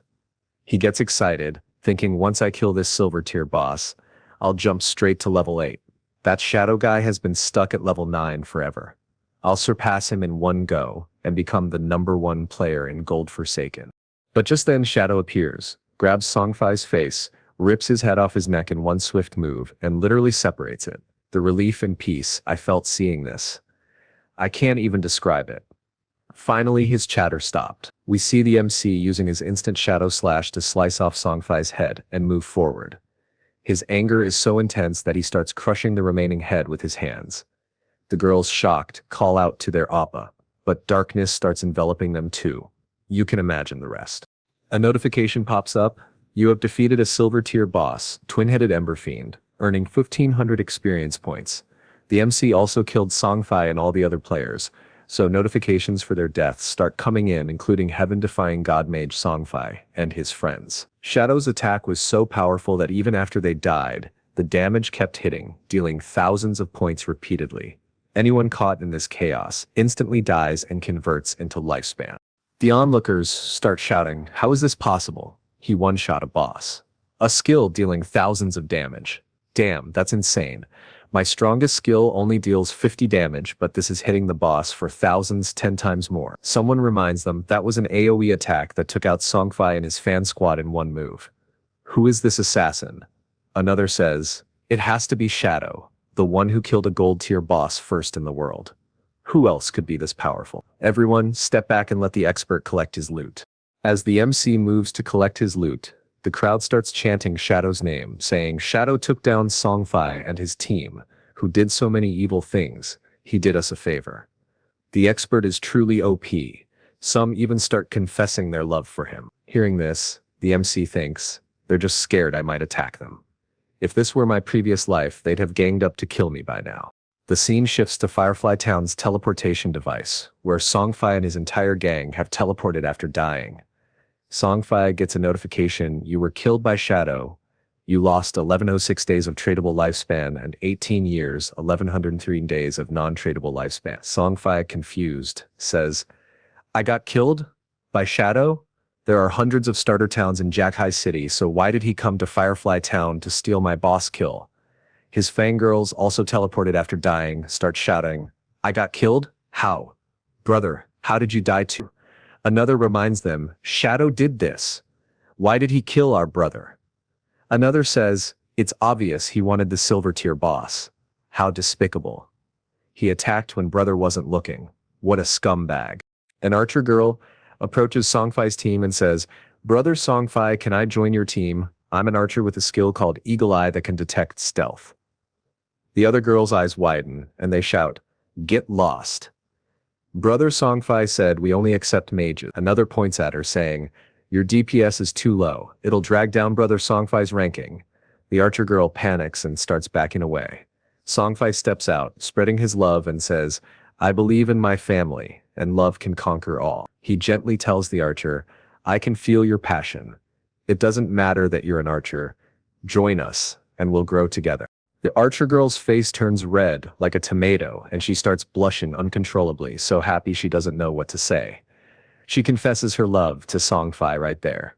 Seeing her success, other girls start shouting, Brother Songfei, I'm an assassin. If you take me, I can use stealth and make Shadow taste his own medicine.